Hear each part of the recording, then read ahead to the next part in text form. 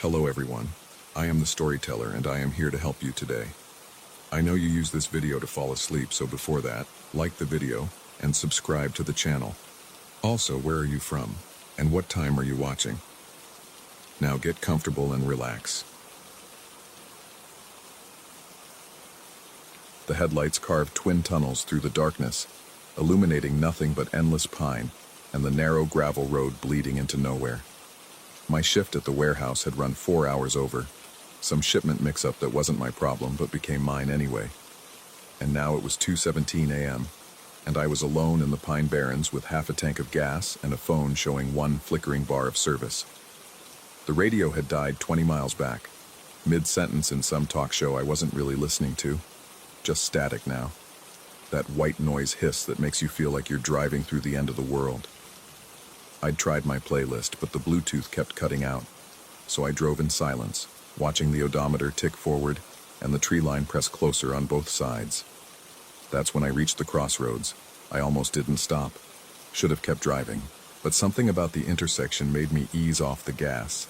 4 gravel roads meeting in a perfect X, each one identical, each one swallowed by darkness after 30 feet.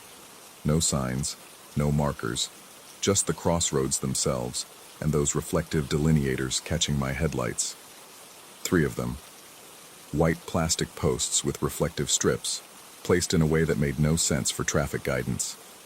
1 ahead and to the left, 2 flanking the road to my right. When I checked my rearview mirror, they aligned perfectly. Ahead, 2 arms spread wide, the suggestion of a flowing dress. A body made of reflected light, standing in the intersection behind me. My foot found the brake without my permission. The engine idled. I stared at the mirror, at that luminous figure that was nothing but geometry and reflected beams, and felt my throat close. The rational part of my brain, the part that paid bills and showed up for shifts, and knew that reflectors were just reflectors, tried to assert itself. But there was something else, something older, whispering that I'd driven into a place where the normal rules had been temporarily suspended. That's when the radio turned on. Not static. A voice. Thin and distant, like it was traveling through decades of interference, speaking in that particular cadence of old-time preachers, all fire and certainty. The words came in fragments. Those who take their own lives. Static. Buried at crossroads so their souls. More static. Never find their way. The voice cut out completely, replaced by a sound that might have been wind or might have been breathing. I reached for the volume knob, but my hand stopped halfway. The radio was off. The button was pressed in. The display was dark, yet the voice continued, growing clearer. The markers remain. 4 roads, 4 nails. Remember her name? The radio clicked off with a sound like breaking teeth. My hands were shaking. I put the car in park and sat there, engine running, watching the fuel gauge and wondering if I had enough gas to turn around and take a different route, any route, even if it added an hour to the drive. But when I looked in the mirror again, the delineators had shifted, or I had. The alignment was wrong now, the body shape broken, the 3 points forming something that looked more like an arrow pointing into the woods to my left. That's when I saw the stone marker. It was half hidden in the scrub grass at the roadside, maybe 20 feet from where the roads intersected. Old granite, weathered and dark, about the size of a tombstone, but wider, squatter. I don't know why I got out of the car. Every instinct I had was screaming to drive away, but my hand was already on the door handle. And then I was standing in the November cold with the driver's door hanging open and the dome light making me feel exposed. The marker was covered in names, not carved, scratched. Dozens of them, overlapping, some so worn by weather that they were more suggestion than letters. I crouched down, pulling out my phone for the flashlight, and started reading. None of them were complete. Every name had been deliberately defaced, scored through with deep gouges that looked like they'd been made with something jagged and furious. In the center of the stone, someone had driven 4 railroad spikes into the granite. They were arranged in a cross pattern, rusted orange-brown and crusted with something that might have been old lichen, or might have been something else. The rust had bled down the stone face in streaks that looked disturbingly organic. I took a photo. Don't know why. Documentation, maybe. Proof that I'd been here, seen this, that it was real. The phone's camera flash bleached everything white for a half-second, and in that instant of illumination, I saw her. She stood on the opposite side of the marker, a woman in a pale dress that moved without wind, her face a blur of features that wouldn't quite resolve, her hands hanging at her sides with fingers that seemed too long. She was translucent, like fog given form, and she was staring at the stone with an expression that might have been grief or might have been rage. The flash faded. She remained, though dimmer now, a suggestion of presence rather than a solid form. I stumbled backward, nearly dropping my phone, and she turned her head toward me with a motion that was too smooth, too fluid.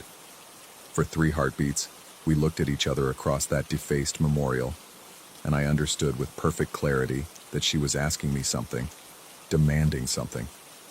Then my phone screen refreshed, showing me the photo I'd just taken. Empty. Just the marker, the spikes, the names. No woman.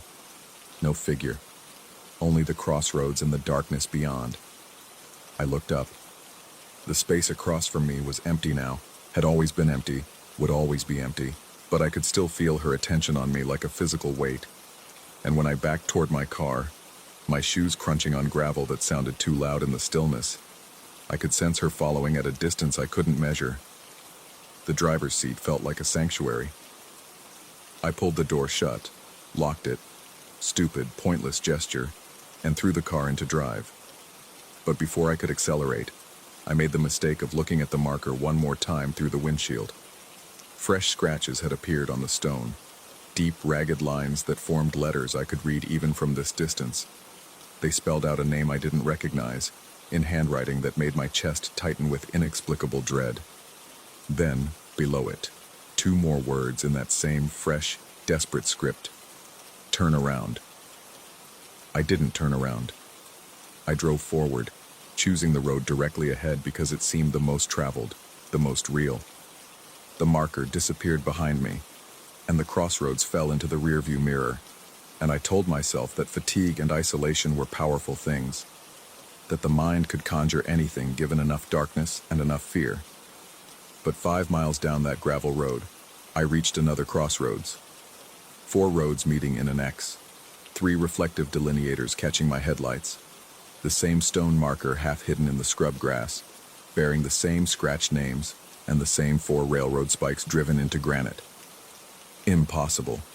I'd driven straight, hadn't turned, hadn't looped back. The odometer confirmed it. 5 miles, a straight line. Yet here I was, at the same intersection, facing the same choice. I took the right-hand road this time, drove faster, watching the speedometer climb to 40, then 50, pushing it on the loose gravel because I needed to put distance between myself and that place. The trees blurred past. The road unwound. My phone showed 2:31 a.m., which meant I'd been driving for 14 minutes, which meant I should be miles away. The crossroads appeared in my headlights like a recurring nightmare. Same intersection, same delineators, same marker. But this time, when I stopped, and I had to stop, my foot found the brake against my will. The marker was different. More names had been scratched into its surface, fresh ones, still white against the dark stone, as if someone had been carving them while I drove. And at the bottom, in letters that were still being formed as I watched, my own name began to appear. One letter, then another. The granite splitting under invisible pressure, stone dust falling like snow. I heard myself making a sound, something between a whimper and a prayer. The door locks clicked open on their own. All 4 of them, in sequence, like someone was moving around the car trying each one. My breath fogged the windshield, and in that fog, a finger, not mine, traced a simple message. Home. E. But I didn't know which way home was anymore. All 4 roads looked identical. All 4 led into the same consuming darkness, and standing at the mouth of each road, barely visible in the scatter of my headlights, were figures in pale dresses that moved without wind. 4 of them, 1 for each direction, all watching me with faces I couldn't quite see. The radio turned on again, and this time it was playing music. Old music, scratchy and distant, the kind they used to press onto wax cylinders. A woman's voice singing in a language I didn't recognize, except for the last line of each verse, which came through clear in English. Remember my name. Remember my name. Remember my name. I chose the road to my left. Not for any good reason. Maybe because it was the road I hadn't taken yet. Or maybe because the figure standing there seemed slightly less solid than the others. I accelerated hard, gravel spraying, and drove straight at her. She didn't move. I expected her to vanish, to dissolve like fog, but instead she stood her ground, and for one terrible moment, I thought I was going to hit her. At the last second, my hands twisted the wheel on their own, jerking the car to the right, and I caught a glimpse of her face as I passed. It was my face, distorted, wrong, like looking into a funhouse mirror, but unmistakably mine. The road stretched on. I drove for what felt like hours, though the dashboard clock insisted it was still 2:31 a.m. The trees pressed closer. The gravel road narrowed, and then finally, blessedly, I saw lights ahead. Civilization. A gas station, its fluorescent signs burning like a beacon. I pulled in too fast, nearly clipping the pump, and sat there with the engine running, staring at the bright interior of the convenience store. A clerk stood behind the counter, scrolling through his phone. Normal. Real. I could see the chips display, the coffee maker, the lottery ticket dispenser, everything exactly as it should be. I killed the engine, got out on legs that barely supported me. The air smelled like gasoline and hot asphalt, normal smells, and I could have wept with relief. The clerk looked up as I entered, and his expression went carefully neutral in the way people's faces do when they see something that disturbs them. He glanced at my hands. I looked down and saw they were covered in stone dust, then back at my face. "You okay, man?" I nodded, not trusting my voice. Grabbed a coffee just to have something to do with my hands. The liquid was scorching hot and tasted like burnt offerings, but it was real. It was concrete. It was something I could understand. "Long drive," I finally managed. The clerk studied me for another moment, then seemed to decide I wasn't his problem. He rang up the coffee, and I paid with bills that felt strange in my fingers. And then I was back outside in the fluorescent glow, trying to figure out which direction was home. That's when I noticed the gas station's address, printed on a metal sign by the door. 4 Crossroads Lane. And behind the building, barely visible in the darkness beyond the parking lot lights, I could see where 4 gravel roads met in an intersection. I could see 3 reflective delineators catching the light. I could see the corner of a stone marker, half hidden in the scrub grass. The coffee cup slipped from my fingers and exploded on the pavement. I'm writing this from my car, still parked under those fluorescent lights. The clerk is watching me through the window, with an expression I can't quite read. The dashboard clock says 2:31 a.m. It has said 2:31 a.m. for the past 47 minutes, according to my phone, which insists it's actually 3:18 a.m. I don't know which one is lying. Every time I think about leaving, about choosing a direction and driving until this nightmare ends, I see them in my peripheral vision. The figures, the women in pale dresses, they're standing at the mouth of each road now, 4 of them, 4 directions, and they're all wearing my face. The marker is there too, just beyond the parking lot lights. I can see fresh scratches appearing on its surface, letter by letter, spelling out names I don't know, and one name I know too well. The clerk has stopped pretending to be busy. He's just watching me now, phone forgotten on the counter, and I realize with crawling certainty that he's been waiting. They've all been waiting. The crossroads, the marker, the figures. They've been waiting for someone to recognize them, to acknowledge them, to remember their names. And I did. I stopped. I looked. I took their picture. I'm starting to wonder if the question isn't how to get home, but whether home is even a place I can reach anymore. Whether the moment I stopped at that first crossroads, I didn't cross some invisible boundary that can't be uncrossed. The figures are closer now. I can see them reflected in my windows, in my mirrors, standing in a circle around my car. They're all still wearing my face, but their faces are changing, shifting, becoming something I'll recognize if I look too long. The radio is on again, that woman's voice, singing in a language that's becoming familiar. And I understand the last line now, understand what she's been trying to tell me. You can't remember what you never learned. You can't forget what you've always known. You can't go home because home has forgotten your name. I should drive. I should choose a direction and drive until something changes, until the loop breaks, until I find myself back in the world I knew. But I'm afraid of what I'll see in the road ahead. I'm afraid of what I'll become by the time I reach the next crossroads. Most of all, I'm afraid that I've already been here before, that I've already made this choice, that I've been making it over and over for longer than I can remember. The marker is glowing now. The names are burning with cold light, and mine is among them, freshly carved and still bleeding stone dust. The 4 nails have turned to face me, compass points marking no direction that leads anywhere but back to this moment. The figures are at my windows. They're tapping on the glass with fingers that don't make any sound. They're mouthing words I can almost read. The clerk is gone. The gas station is dark. The fluorescent lights are flickering, going out one by one. And I'm starting to remember something I've forgotten. Something about a different night, a different drive, a different choice I made at a crossroads in the dark. Something about why the marker has my name. Something about why the woman in the photograph looks so much like... The clock just changed. 2:32 a.m. The doors are unlocking again. And this time, I think I'm going to get out. This time, I think I'm going to walk to the marker and read all the names. Really read them, until I understand what they're trying to tell me. This time, I think I'm going to remember why I can't go home. Why none of us can go home.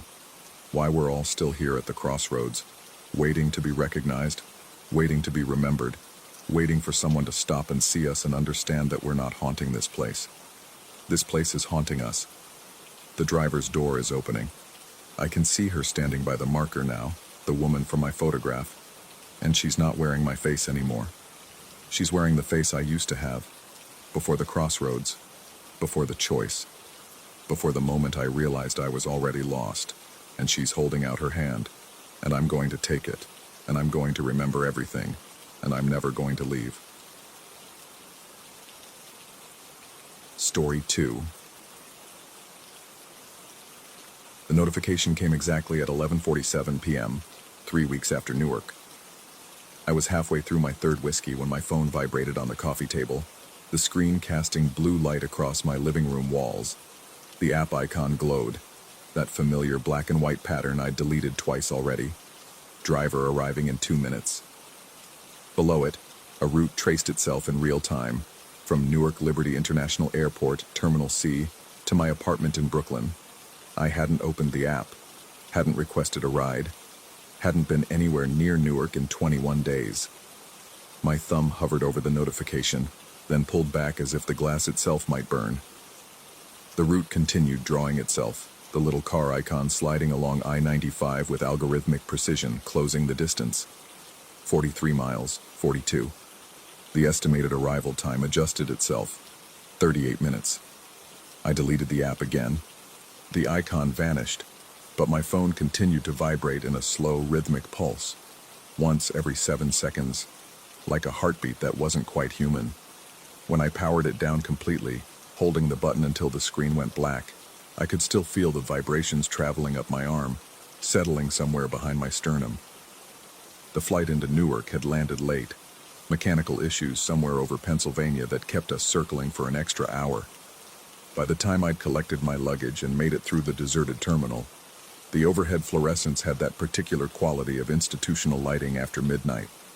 Too bright, casting no shadows, making everything look flattened and wrong. The cleaning crews had already come through. My footsteps echoed against polished floors that smelled like industrial solvent and something else, something organic and slightly sweet, like fruit left too long in the sun. I'd booked a ride through the app while waiting at baggage claim, The confirmation came through immediately. A silver Honda Accord, license plate ending in 4J7, driver rating 4, 9 stars. But when I stepped outside into the pickup zone, no silver Honda waited. Instead, a black sedan idled at the curb, engine purring, headlights cutting twin beams through the warm September air. When I hesitated, the high beams flashed twice. The rear window rolled down. A voice, male, careful with its consonants, spoke my full name. Not the shortened version I used on the app, but the name on my driver's license. The one my mother had chosen, the one I only heard anymore from doctors' offices and court summons. That should have been enough. That should have sent me back through the automatic doors, back into the fluorescent safety of the terminal, back to a bench where I could have waited for the silver Honda that was surely coming. But exhaustion has its own gravity. I'd been traveling for 16 hours. My shirt stuck to my back with the particular dampness of recycled airplane air and stress sweat. The sedan's back door clicked open, a small sound, almost polite, and the interior smelled like new leather and pine air freshener. I got in. The driver didn't speak as we pulled away from the curb. In the rear-view mirror, I could see the edge of his face, dark eyes, the shadow of a beard, a baseball cap pulled low, generic enough to be anyone, specific enough to seem real. The divider between front and back wasn't up. Most rides didn't bother with those anymore. But something about the way he held his shoulders suggested a barrier anyway, something invisible and absolute. I checked the app on my phone. No active trip. The map showed my location dot standing still at Terminal C, even though we were already on the airport loop road, passing the long-term parking garages. I refreshed the app. The dot didn't move. The words came out before I could stop them, asking if he was sure he had the right passenger, mentioning that the app wasn't showing anything. The driver's eyes found mine in the mirror for just a second, long enough for me to notice they weren't reflecting the dashboard lights quite right, before he suggested we could settle up directly. Cash was easier anyway, he said. The app took too much in fees. Everyone knew that. His voice had a texture to it, something that reminded me of recordings played at slightly the wrong speed. Not enough to be obvious, just enough to feel wrong in some reptilian part of my brain that evolution had wired for detecting predators in tall grass. I heard myself agreeing, heard the numbers being discussed, heard my own voice sounding small in the leather and pine darkness. We weren't heading toward the airport exit. The realization came slowly, the way hypothermia sets in, a gradual numbing that makes you think everything is fine, even as your body temperature drops degree by degree. We'd looped past the exit ramp twice now, descending instead into the concrete arteries beneath the terminal complex. Service roads, I told myself. Shortcut to avoid traffic. But there was no traffic. It was past midnight. The roads above us were empty. The sedan's tires squealed softly on painted concrete as we spiraled down another level. The overhead lighting was different here, sodium yellow, casting everything in the color of old bruises. Pipes ran along the low ceiling. Our headlights caught reflective arrows pointing toward loading dock B, maintenance access 3, emergency exit F, none of them pointing toward any normal exit. I told him I'd changed my mind about the ride, said I was feeling sick. The altitude change on the flight, I explained, something about my inner ear. The words tumbled out too fast, my voice pitching higher than I wanted. Could he just drop me at the terminal? Any terminal? I'd make it worth his while. The door locks engaged with a sound like bones clicking. For a moment, we just drove in silence. The yellow lights overhead passed in a rhythm that was almost hypnotic. The sedan's engine had a purr to it that I could feel through the seat, vibrating up my spine. In the rearview mirror, the driver's eyes were very still.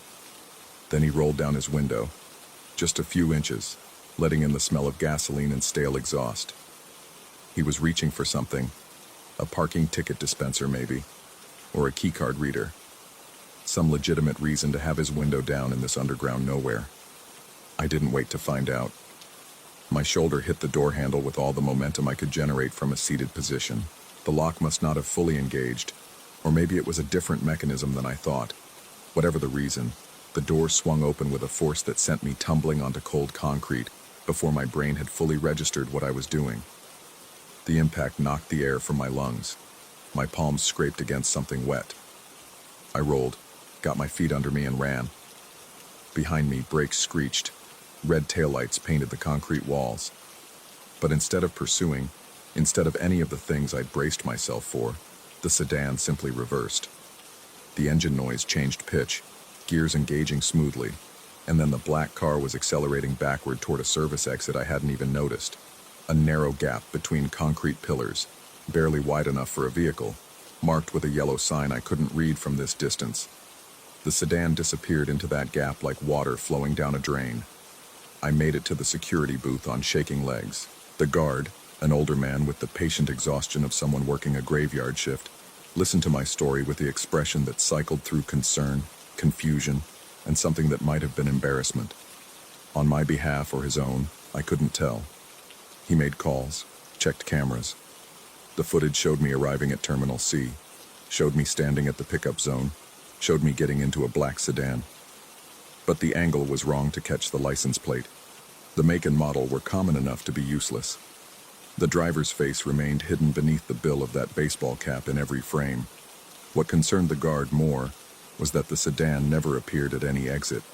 Not the airport exits, not the service exits, not the emergency access points.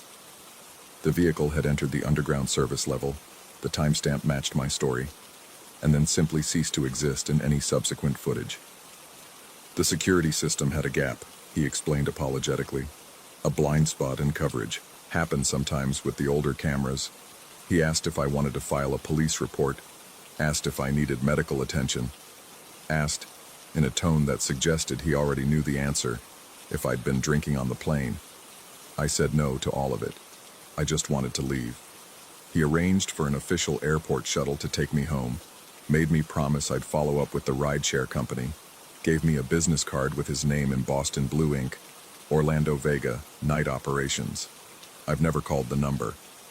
The plate number I'd glimpsed on the sedan's rear bumper turned out to belong to a 2015 Nissan Altima that had been totaled in a collision near Trenton 3 years ago.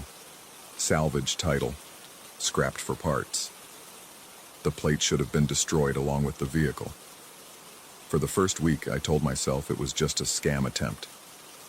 Unlicensed drivers sometimes trolled airports, impersonating ride shares, overcharging confused travelers. It happened. The weird route through the service levels was probably just an intimidation tactic, a way to disorient passengers before demanding more money. The locked doors were a mistake. The vanishing act was just a gap in camera coverage, like the guard said.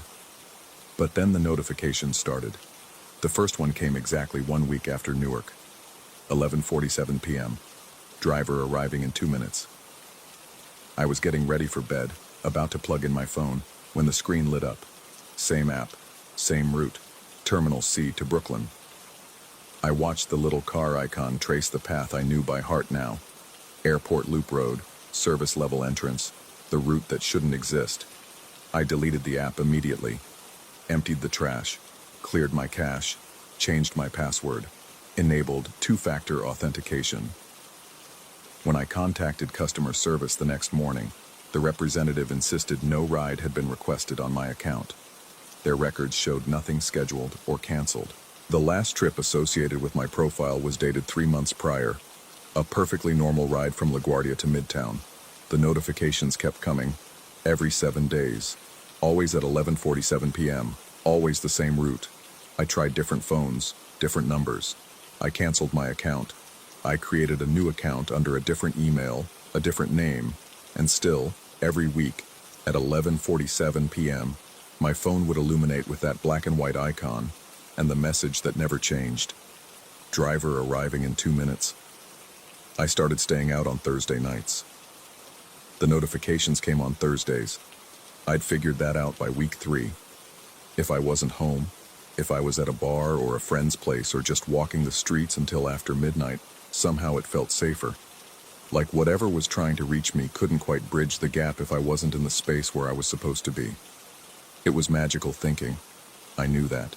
But magical thinking was better than lying in bed, watching my phone vibrate with increasing urgency as the 2-minute window counted down. On the nights I couldn't avoid being home, I'd watch the route trace itself in real time.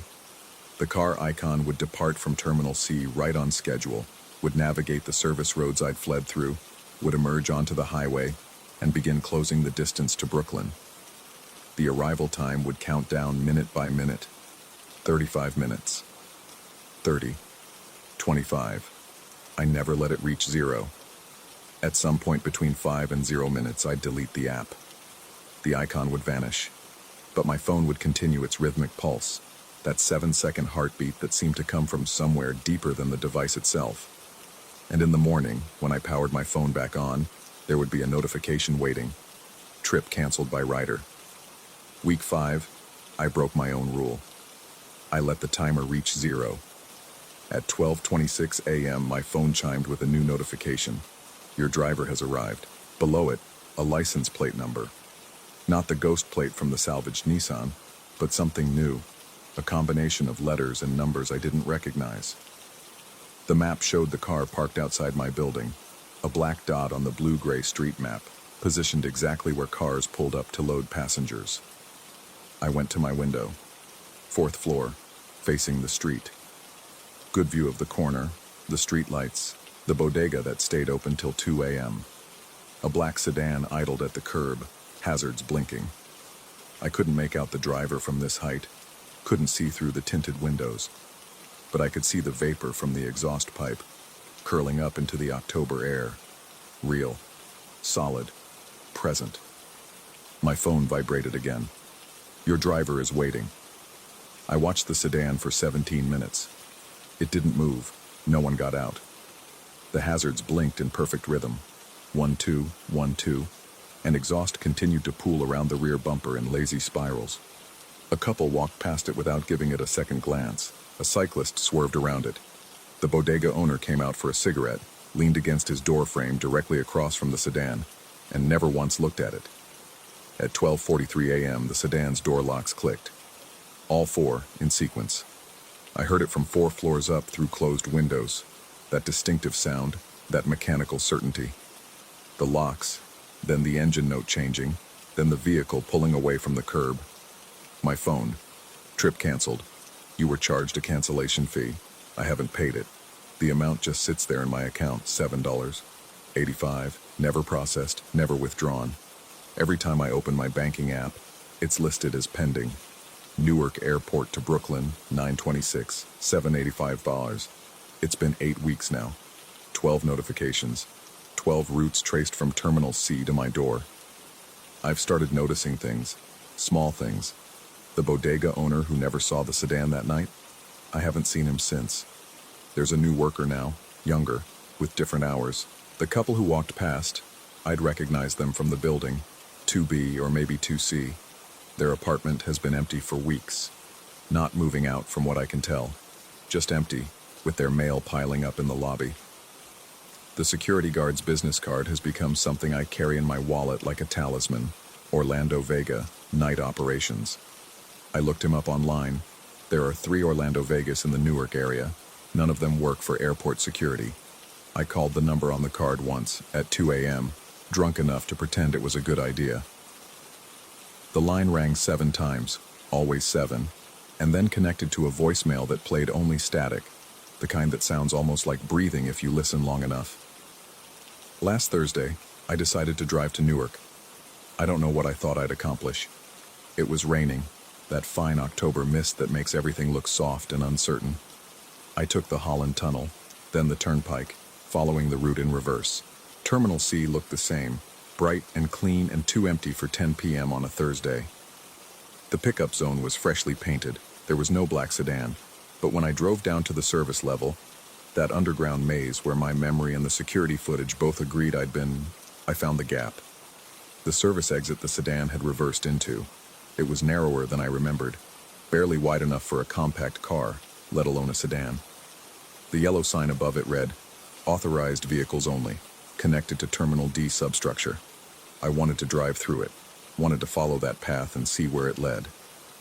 But something about the angle of the entrance bothered me. The way the overhead light didn't quite reach into the gap. The way my car's headlights seemed to stop at the threshold, as if the darkness beyond had a different set of physical laws. I shifted into reverse instead. The drive home took longer than it should have. Traffic was light, typical for a Thursday near midnight. But I kept missing my exit, or thinking I'd missed it. The GPS kept recalculating, the estimated time jumping between 45 minutes and 2 hours and back again.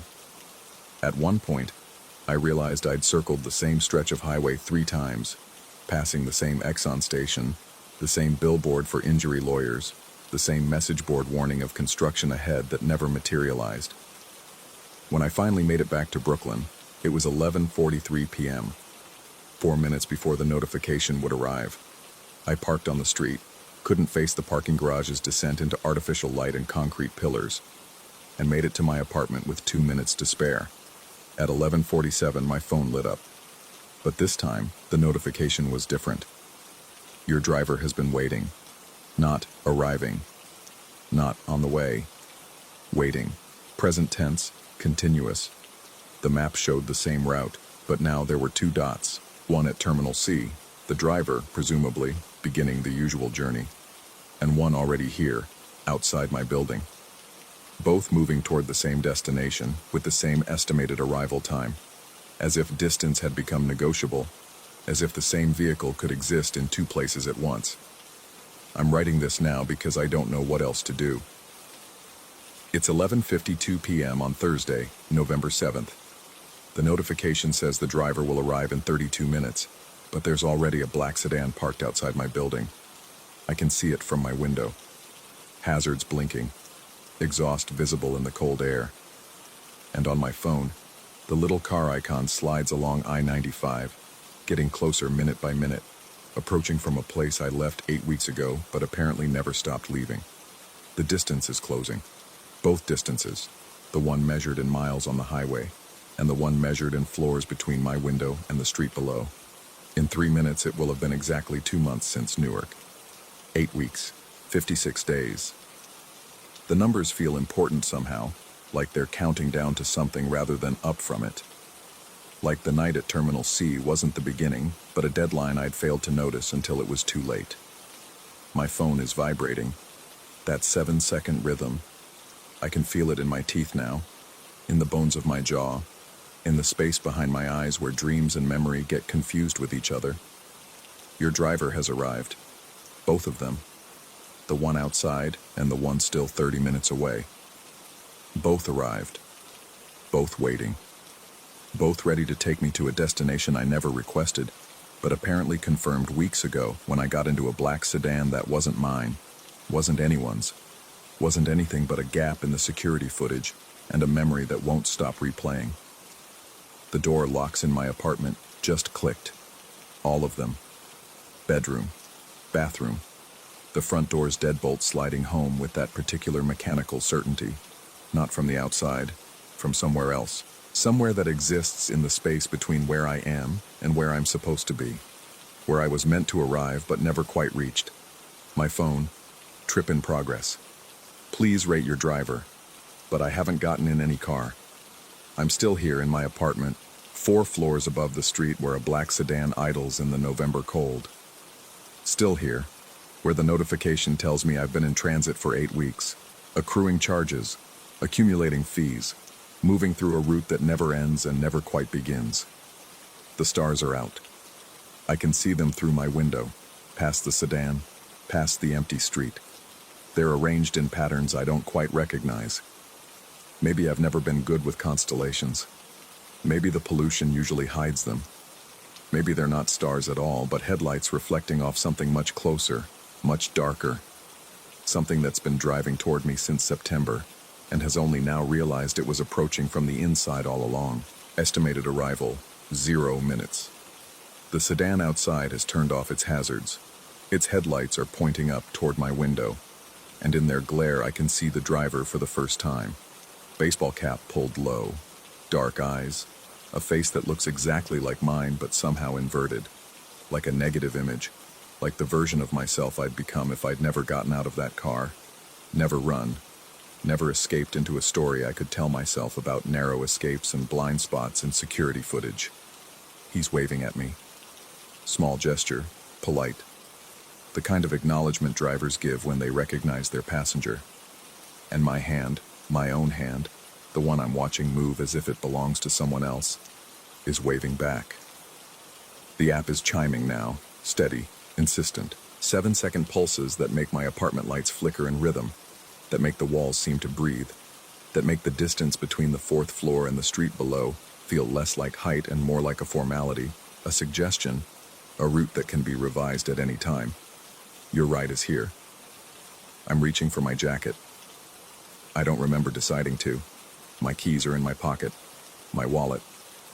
Everything I'd need for a trip I never planned to take. The front door's deadbolt is sliding open.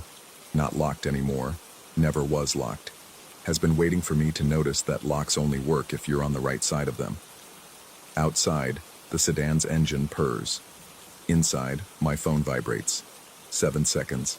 7 seconds. 7 seconds. The notification has changed one final time. Thanks for riding. How would you rate this trip? But the trip hasn't ended. The timer is still running. The route is still tracing itself on a map that shows two versions of the same street, two versions of the same moment, two versions of me, one still here, one already there, and both of us trying to remember which one got out of the car and which one never had the chance. I'm opening my apartment door now. The hallway outside is darker than it should be. The elevator button is already lit. Someone or something called it. It's waiting, just like the driver is waiting. Just like I've been waiting, every Thursday at 11:47 p.m., for a ride I already took, am still taking, will always be taking. The elevator doors open. The car is empty. The floor button for the lobby is already pressed. As the doors close behind me and the car begins its descent, I realize I can still see my apartment window from inside this small metal box. Still see the fourth floor. Still see a figure standing at the glass, watching the black sedan below. Still see myself, still waiting, still receiving the notification that will come again next Thursday, and the Thursday after that, in an eternal arrival that never quite completes. The question isn't whether I'll get in the car. The question is whether I ever got out.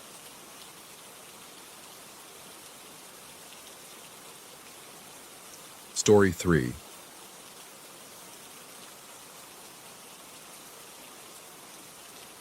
The gas station's fluorescent lights had been dead for weeks, maybe months. I only knew this later after I'd searched the forums, after I'd started piecing together the gaps in my memory like shards of a mirror that refused to show me my whole face. That night, or what I remember of that night, I was driving through the outskirts of Tacoma around 2 a.m, the kind of hour when the city stops pretending to be awake and lets its true face show. Empty lots with chain-link shadows. Warehouses with windows like dead eyes, streets that seem to narrow as you drive them. My headlights carved tunnels through the dark, and I was thinking about nothing in particular when my car began to shudder. The engine coughed once, twice. The dashboard lights dimmed to a sickly amber, then died completely. I coasted into what used to be a gas station, the pumps long since removed, leaving only concrete islands and rust-stained cement. The building itself was a hollow shell, its windows covered with yellowed newspaper from the inside. I sat there in the sudden silence, my hand still gripping the wheel. The engine ticked as it cooled. That's when I noticed the smell. Not gasoline, but something organic and wrong, like vegetables left too long in a garbage disposal. It seemed to seep through my vents despite the closed windows. He appeared so quickly I didn't see him approach. One moment I was alone, staring at my useless dashboard. The next there was a man standing beside my driver's window, his face level with mine, so close I could see the pores in his skin. He must have been crouching, I realized later, or I'd been sitting there longer than I thought, lost in that smell, and hadn't noticed him walk up. He was asking me something. His mouth moved, and I registered the cadence of a question, but it took me several seconds to understand the words. Jumper cables. He needed jumper cables. His voice was friendly, almost apologetic, with a slight wheeze that suggested asthma or smoking. When he smiled, his teeth seemed too large for his mouth. I told him I had cables in the trunk. Some part of me was already aware of how wrong this felt. The empty station, the approaching dawn that seemed to hang frozen just before the horizon. The way he stood too close and didn't step back when I opened the door. But exhaustion has a way of dulling instinct, and I was tired, so tired my bones felt like they'd been soaked in cold water. He led me toward the back of the station, around the hollow building to where a metal warehouse squatted in the darkness. His truck was there, he said. Just needs a jump. Won't take 5 minutes. I could hear a generator running somewhere, a rhythmic thrumming that seemed to pulse through the ground beneath my feet. Industrial plastic sheeting covered the warehouse windows, the cheap, translucent kind that turns light into something murky and ambiguous. I told him I'd pull my car around, that we'd do it right there in the open lot. But he was insistent in that friendly, reasonable way that makes you feel rude for refusing. His truck was just behind the warehouse. Backing out was tricky. Easier if I just pulled up close. 5 minutes. That's all. My hood was already open. I'd popped it to check the battery connections before he appeared, and I used this as my excuse.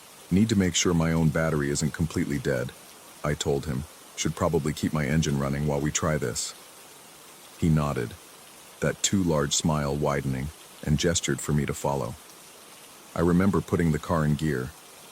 I remember the crunch of gravel under my tires as I crept forward, my headlights catching the edge of the warehouse's corrugated metal siding. The generator sound grew louder, not mechanical anymore, but almost organic, like something breathing in a rhythm that was just slightly off from normal. And I remember him standing there, waving me forward, deeper into the shadows behind the building where my headlights couldn't quite penetrate.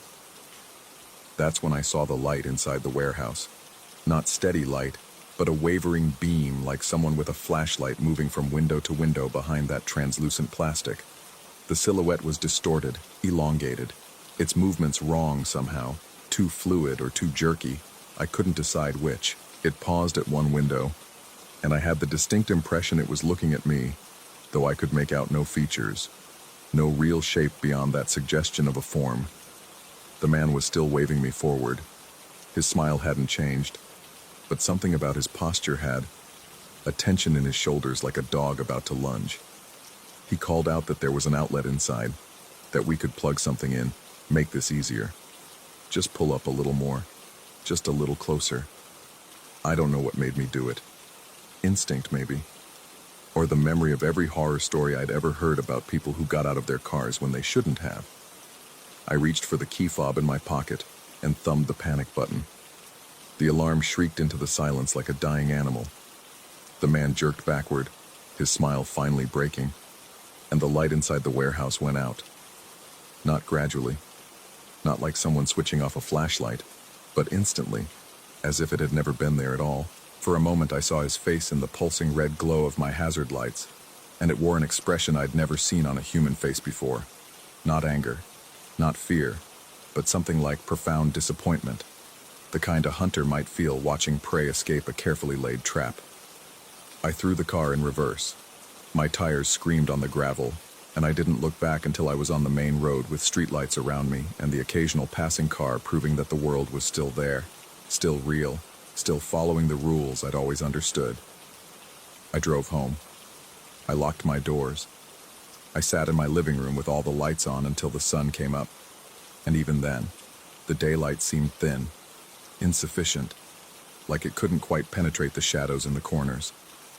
For 3 days, I told myself I'd overreacted. Just a guy who needed help, and I'd panicked like a paranoid fool. I practiced the story I'd tell if anyone asked.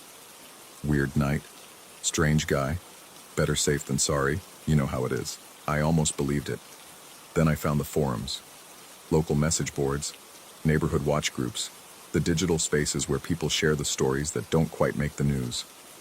I was searching for something else. I can't even remember what now, when I saw the thread. Someone describing an encounter at an abandoned gas station on the outskirts of Tacoma. Same area, same approach. Man asking for jumper cables, trying to lure the driver behind a warehouse. The poster had driven away. Smart, the replies said. Others had shared similar stories. The friendly stranger, the isolated location, the offer of help that felt wrong. One person mentioned seeing plastic sheeting on windows. Another talked about hearing a generator. I read through 37 replies, and each one felt like someone describing my exact experience from a slightly different angle. Same gas station, same man, or at least similar enough. Average height, forgettable features, that wheeze in his voice. Same insistence about pulling around back. Same sudden appearance like he'd materialized from nothing. But here's what made my hands start shaking as I read. All these posts were dated before my encounter, some by weeks, some by months. The most recent was from 6 weeks ago, by someone who signed their post as "grateful to be writing this." And then the thread just stopped. No new posts, no updates from any of the people who'd shared their stories. Just silence. I checked the users' profiles. Most hadn't posted anything since that thread.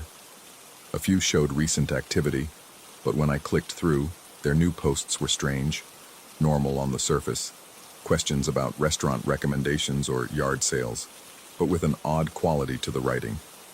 Like someone doing a very good impression of casual conversation without quite understanding what casual conversation felt like. I told myself this meant nothing. People stop posting on forums all the time. They move on, forget their passwords, lose interest. It didn't mean anything. That's when I noticed my car. I'd been driving it every day since that night. Work and back, the grocery store, the dry cleaners. Normal routes through normal daylight. But sitting there in my driveway, it looked different. The hood wasn't quite flush. I'd left it open that night. I remembered that clearly. I'd closed it before driving away. But now there was a gap, barely visible, just enough to suggest the latch hadn't caught properly. I went outside. It was late afternoon, that golden hour when everything looks warm and safe, and lifted the hood. Someone had disconnected my battery. Not recently. The connections were corroded, a powdery white-green oxidation that takes weeks to form. The negative terminal was completely removed, the cable hanging loose. There was no way my car should have started that night. No way I should have been able to drive away. I stood there with the hood open, staring at that disconnected battery, and tried to remember turning the key. I could picture it, my hand on the ignition, the engine catching, the relief of hearing it roar to life. But the memory felt thin, like a photograph that's been copied too many times. And underneath it, another memory was trying to surface, one that felt heavier, more real. The engine not starting at all. The key turning uselessly. Me sitting there in the dark with a dead car and a man tapping on my window, asking in that wheezy voice if I needed help, if I wanted to come inside where it was warm, where they had tools and lights and everything I needed. I slammed the hood. The sound echoed through my empty street, and I realized it was already getting dark. The golden hour had passed while I'd been standing there, and dusk was settling in with that particular quality of light that makes everything look unfamiliar. I went back inside. I didn't lock the door right away. I stood in the doorway looking back at my car, and that's when I saw the thing that made me finally understand. There was gravel in my driveway, not the smooth pebbles from my property, but the same rough industrial gravel I'd driven over that night at the gas station. A scatter of it, leading from my car to my front door. And in that gravel, pressed into the concrete of my walkway, something that might have been a footprint, or might have been several footprints, overlapping, as if someone had stood there for a long time, shifting their weight, waiting. I locked the door. I checked every window. I turned on every light in my house, but the brightness didn't help because I could see my reflection in the glass now, and behind it, the darkness outside was so complete, it seemed to have texture, like black fabric pressed against the windows. My phone buzzed. A notification from the forum. Someone had finally posted a new reply to that thread about the gas station. After weeks of silence, someone had written, "If you got away, check your odometer. Check how far you drove. Then check Google Maps. Do the math." I didn't want to check. I sat there with my phone in my hand, every light in the house burning, and I didn't want to know. But I checked. According to my odometer, I'd driven 43 miles that night. According to Google Maps, the gas station was 11 miles from my house. 11 miles there, 11 miles back. 22 miles total. I'd driven 43 miles. There were 21 miles I couldn't account for.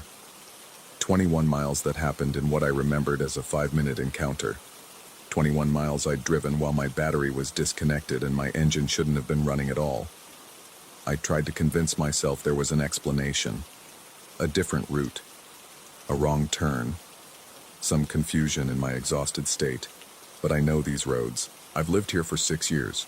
There is no route that adds 21 miles, unless I didn't drive straight home, unless I did pull around behind that warehouse, unless I did get out of my car, and whatever happened in there, whatever those missing 21 miles represent, is something my mind has decided I don't need to remember. The generator sound started around midnight. It's faint, barely audible over my refrigerator and air conditioning, but it's there. That same rhythmic thrumming, that pulse like breathing. I've gone outside 3 times to locate the source, but it's impossible to pinpoint. It seems to come from everywhere and nowhere. My neighbors' houses are dark and silent. The street is empty. I'm writing this now because I need some record of what I remember before the memory changes again, before it settles into something comfortable and believable. I remember driving away. I remember the alarm. I remember getting home safe. But I also remember waking up yesterday morning and finding gravel in my bed. Just a handful, scattered across the sheets like someone had walked through with it on their shoes. And when I stripped the sheets, there was more. A fine dust of it, almost powder, as if the gravel had been there so long it was beginning to erode. The forum poster added one more thing to their message. If you're reading this and you think you got away, check your mirrors. Check them when you don't expect to. Don't look directly. Use your peripheral vision. And whatever you do, don't look surprised if you see something. They're checking to see if you remember. I haven't looked yet. I'm not sure I will. Because here's the thing about mirrors. They show you what's really there. And sometimes what's really there is worse than what you think you escaped from. The generator is louder now. I can feel it through my feet, through my chair, through the desk where I'm typing this. It's found the right frequency, the one that makes your bones resonate, the one that makes you understand you've already been found. I'm going to post this to the forum. Maybe someone else will read it. Maybe it will help them make different choices. Maybe there's gravel in my keyboard now. I can feel it under my fingers as I type. Those same rough pieces from the gas station parking lot, from my driveway, from my bed. They're appearing faster than I can brush them away. The lights just flickered. In my peripheral vision, I'm not looking directly. I'm being careful about that. There's something in the mirror behind my computer screen. Not quite a reflection. More like a suggestion of where I might be if I weren't here. If I'd never left. If those 21 miles led somewhere I haven't come back from yet. The man with the large teeth is standing behind me. I can see him in the corner of the screen's reflection. He's not moving. He's just standing there, patient, with that same apologetic smile. His mouth is starting to open, and I know he's going to ask me the same question he asked before, the one I actually heard but can't quite remember now. The generator's rhythm is inside my chest. My heart is matching it. It's been matching it since that night, I realize now. Since the moment I drove into that parking lot. Maybe since before then. Maybe since I was born, and I've just been counting down to the moment when someone would flip the switch and turn me on. My hands are still moving on the keyboard, but I'm not sure what I'm typing anymore. The words on the screen keep rearranging themselves, or maybe I'm just reading them wrong, or maybe there's no difference between those two things. The last thing I remember clearly is that I drove away. I'm holding on to that. I drove away. The alarm was screaming. I drove away. But there's gravel under my fingernails now, worked deep into the cuticles like I've been digging for something. Or like something's been digging its way out. The generator just changed its rhythm. I think I know what comes next. I think I've always known.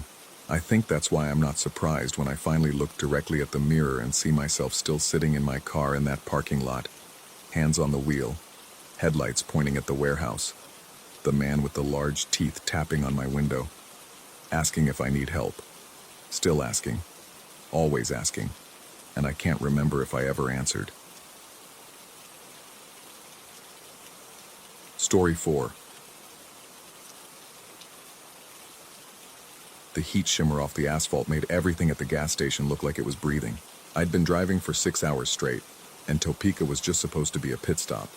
Fuel, coffee, stretch my legs, then back on I-70 heading east. The pump clicked methodically as unleaded poured into my tank, and I watched the numbers climb on the meter, that hypnotic roll of digits that makes your eyes glaze over. That's when the man appeared. He came from nowhere, or maybe from the edge of the parking lot where the fence met the dumpsters, running with an awkward, stumbling gait toward the payphone near the convenience store entrance. His movements had the jerky quality of someone fighting through invisible water. Even from 30 feet away, I could see his hands shaking as he fumbled with coins, dropping them, the metallic pings barely audible over the highway drone in the distance. He wore a gray windbreaker despite the 90-degree heat, and the way it hung on his frame suggested he'd recently lost weight, or that it belonged to someone else entirely. The phone receiver pressed against his ear before he'd even finished dialing. His lips moved rapidly, urgently, forming words I couldn't hear. There was something about the way he kept glancing over his shoulder, about the white-knuckled grip on the receiver, that made my hand pause on the pump trigger. The white SUV materialized so smoothly, it seemed to have always been there, like my eyes had simply failed to register it until that moment. It pulled in at an angle, blocking my view of the road, its windows tinted dark enough to be illegal. 2 men emerged with the coordinated precision of people who'd done this before, one from the driver's side, one from the passenger. They didn't hurry. They didn't need to. The first man was tall, wearing khakis and a polo shirt that could have belonged to any middle manager on a weekend. The second had on a baseball cap pulled low. Nothing remarkable. Nothing threatening if you didn't look too close. But the way they moved toward the payphone, the way they positioned themselves, one approaching from the front, while the other circled behind, spoke of practiced choreography. The tall one reached the phone first. He leaned in close, so close his lips nearly touched the other man's ear, and spoke. I couldn't hear the words, but I saw their effect. The man at the phone went rigid, his whole body locking up like a deer that's caught a predator's scent. The receiver stayed pressed to his ear, but his lips had stopped moving. The second man, the one in the cap, positioned himself directly between me and the payphone, his back to me, shoulders squared. A human wall. The pump clicked off. My tank was full, but I didn't move to hang up the nozzle. Something about the tableau in front of me had turned my muscles to concrete. The tall one kept talking, his hand now resting on the shoulder of the man with the phone, a gesture that could have been reassuring or threatening depending on the pressure applied. The man nodded once, twice, then slowly lowered the receiver. It swung loose from its metal cord, twisting in lazy circles. The 3 of them moved as a unit toward the back of the building, disappearing around the corner where the dumpsters sat baking in the sun. My hand finally remembered how to work. I pulled out my phone, dialed 911, gave the dispatcher the address I'd barely glanced at when I pulled in. She asked if anyone was injured, if I'd seen weapons, if the situation was ongoing. I told her I didn't know, wasn't sure, couldn't say. The words felt inadequate. She said a unit would be dispatched, thanked me for calling. I hung up the pump, went inside to pay. The clerk was a woman in her 50s with reading glasses on a chain, watching a small television mounted behind the counter. She didn't look at me as I gave her my pump number, didn't react when I asked if she'd seen anything strange outside. The television played a game show, canned laughter echoing in the fluorescent lit space. Through the window I could see the payphone still swinging. I paid in cash, walked back outside. The white SUV was gone. I moved to the corner of the building, that gap between the wall and the dumpsters where the trio had disappeared. Empty. Just sun-bleached concrete and the sweet rot smell of garbage and heat. The back lot opened onto a residential street lined with small houses, chain-link fences, lawns turned brown from summer. No white SUV, no men, no sign anyone had been there at all. A police cruiser rolled into the gas station 15 minutes later, and I told the officer everything I'd seen. He was young, with a fresh haircut and a notebook that looked brand new.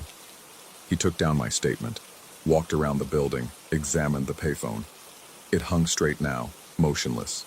He asked if I'd gotten a license plate, description of the men beyond height and clothing, anything distinctive.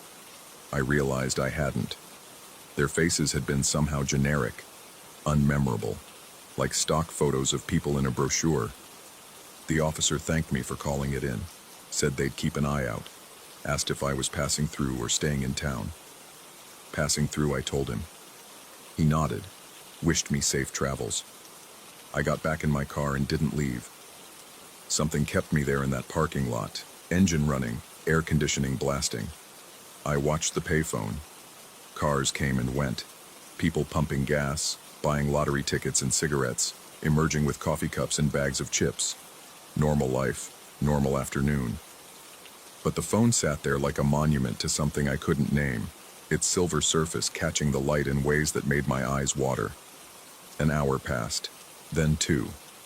The sun began its descent, turning the sky orange and purple. The gas station lights flickered on, harsh and white. I should have been in Missouri by now, but I couldn't make my hands turn the wheel, couldn't convince my foot to press the accelerator. That's when I saw him again. The same man, same gray windbreaker, same stumbling run across the parking lot toward the payphone. My breath caught. He fumbled for coins, dropped them, the metallic pings like an echo of earlier. The receiver went to his ear, lips moving frantically. The white SUV pulled in at an angle. Two men got out, polo shirt, baseball cap. The choreography repeated itself with exactness that made my skull feel too tight. Approach from front and back, lean in close, speak in the ear, hand on shoulder. The man at the phone going rigid, the receiver swinging loose, the trio moving toward the back of the building. I was out of my car before I knew I'd made the decision. Feet carrying me across the hot asphalt, around the corner to the dumpsters. Empty. Nothing. The residential street beyond showing no signs of movement, no white SUV, no people at all. Back at the payphone, the receiver twisted on its cord. I went inside again. Same clerk, same television, same game show. I asked her, voice tight now, words coming faster, if she'd seen the men, the SUV, the commotion outside. She looked at me over her reading glasses with the patient expression of someone used to dealing with difficult customers, and told me in a flat Midwestern accent that it had been a quiet afternoon. Very quiet. I drove to a motel 3 blocks away, checked into a room that smelled of old carpet and industrial cleaner. Through the window, I had a partial view of the gas station, could see the corner where the payphone stood like a sentinel under the lights. I told myself I'd leave in the morning, get back on the highway, forget the whole thing. Exhaustion, heat, too much coffee and not enough sleep. Explanations lined themselves up in neat rows, reasonable and rational. At 11:47 p.m., I watched it happen again. The man in the windbreaker, appearing from nowhere, running to the phone. The white SUV materializing. The two men and their practiced movements. The disappearance around the back. From 3 blocks away, through dirty motel glass, it played out like a film on loop. I didn't call the police this time. Sleep wouldn't come.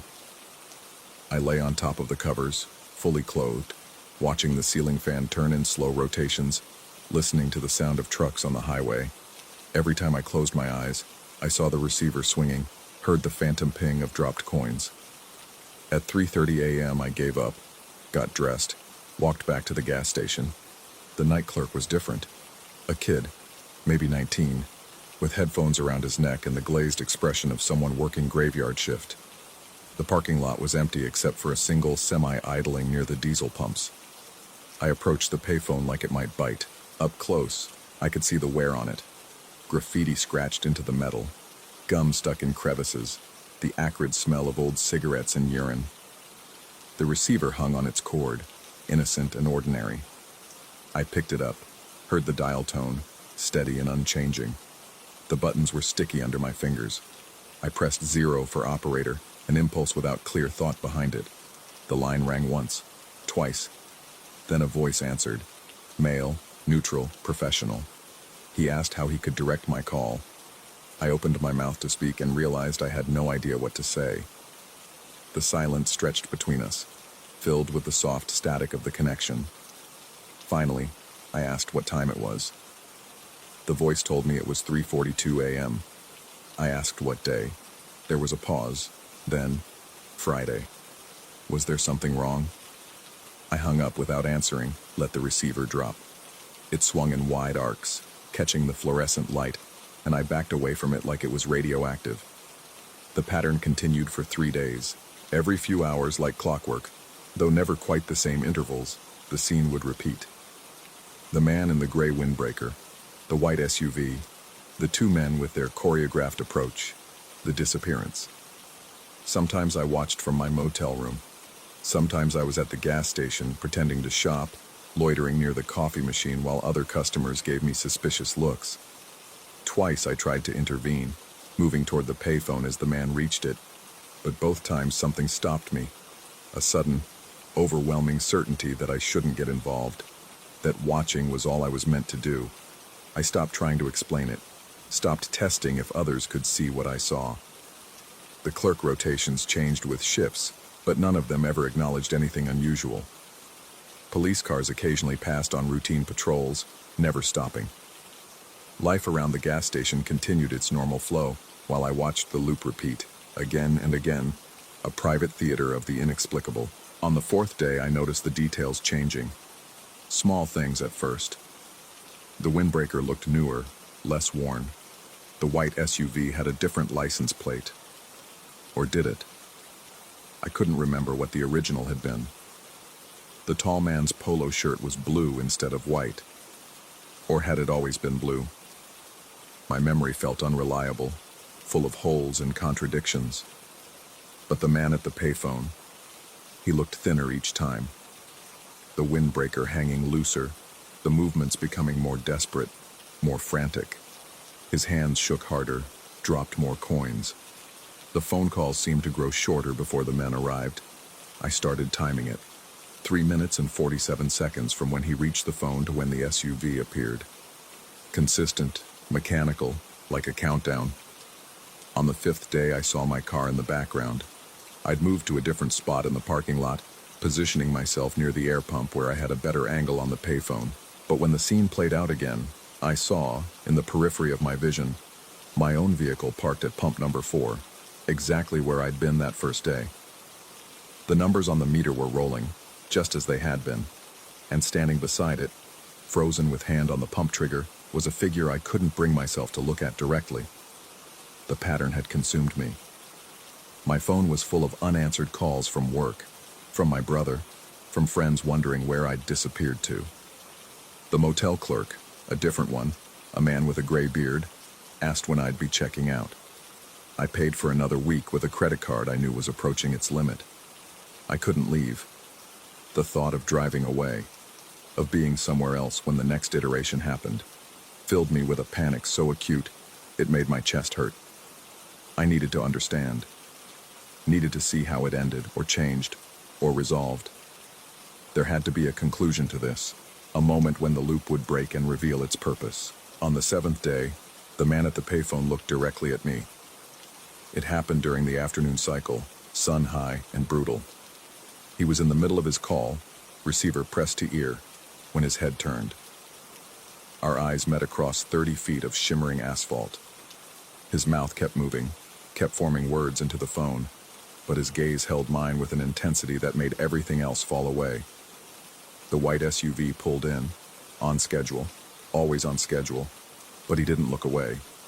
Even as the tall man approached, even as the hand landed on his shoulder, even as his body went rigid, his eyes stayed locked on mine. And in that moment, I understood that he was trying to tell me something, trying to communicate across whatever barrier separated us, whatever membrane of reality had grown thin between this parking lot and somewhere else. His lips moved faster, more urgently, and though I couldn't hear the words, I felt them like pressure against my skull. The man in the baseball cap turned. For the first time in 7 days of watching this scene repeat, one of the men looked at me, directly at me. The cap was pulled low, shadow obscuring most of his face, but I could see his mouth. It was smiling. Then they were gone, moving around the back of the building as they always did, and I was left standing in the heat with the certainty that something fundamental had shifted. The invisible wall that had kept me as observer, as witness outside the pattern, had developed a crack. That night, I packed my bags, threw everything in the car, told myself I was leaving, that I'd drive through the night and be 3 states away by sunrise. I'd forget the payphone, the white SUV, the man in the windbreaker. I'd convince myself it had been exhaustion, a breakdown, some kind of episode brought on by stress and isolation. I made it to the highway entrance ramp before turning around. The gas station appeared in my headlights like it had been waiting for me, empty at 2 a.m., just the fluorescent lights and the moths and the distant sound of trucks. I pulled into pump number 4 without conscious decision, let the engine idle. The payphone stood in its usual spot, receiver hanging straight and still. My door opened. My feet touched asphalt. The distance between my car and the phone seemed both impossibly far and non-existent, space folding in ways that made my depth perception malfunction. My hand reached out, fingers closing around the receiver. It was warm, body temperature, like something alive. I lifted it to my ear. The dial tone was wrong, too high-pitched, with an underlying rhythm that might have been breathing. My fingers moved to the keypad, hovering, and I realized I didn't know what number to call, didn't know who I was supposed to reach, what message I was supposed to deliver. The receiver felt heavier, the metal cord pulling downward with increasing weight. Then I heard it, distant at first, growing closer, the sound of an engine, a specific engine, one I'd heard dozens of times now. My head turned, slow motion, dreamlike. The white SUV was pulling into the gas station, angling toward me, headlights bright enough to make my eyes water. 2 doors opened. 2 figures emerged, polo shirt, baseball cap. They moved toward me with that same practiced coordination, that same choreographed approach. One from the front, one circling behind. And I understood, with a clarity that went beyond thought, that this had always been inevitable. That the first day, when I'd stood at pump number 4 watching a stranger run to this phone, I hadn't been witnessing the beginning or middle of something. I'd been watching the end. The tall one reached me first, leaning in close, breath warm against my ear. His words were a whisper, but they filled my skull like thunder. The phone receiver stayed pressed to my ear, the dial tone screaming, and somewhere in the distance, maybe 3 blocks away, maybe 3 states, maybe nowhere at all, I thought I could see someone standing at a gas pump, frozen in the act of filling their tank, watching this scene unfold with growing horror. The hand landed on my shoulder, firm and reassuring and terrible. My body went rigid. The receiver slipped from my fingers, began its slow swing on the metal cord. We moved toward the back of the building, past the dumpsters, into the space where the parking lot met the residential street. The smell of garbage and heat, the sound of distant traffic, the feeling of being led somewhere I'd already been.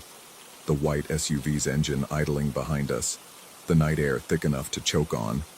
And as we rounded the corner, I saw what I'd been unable to see before.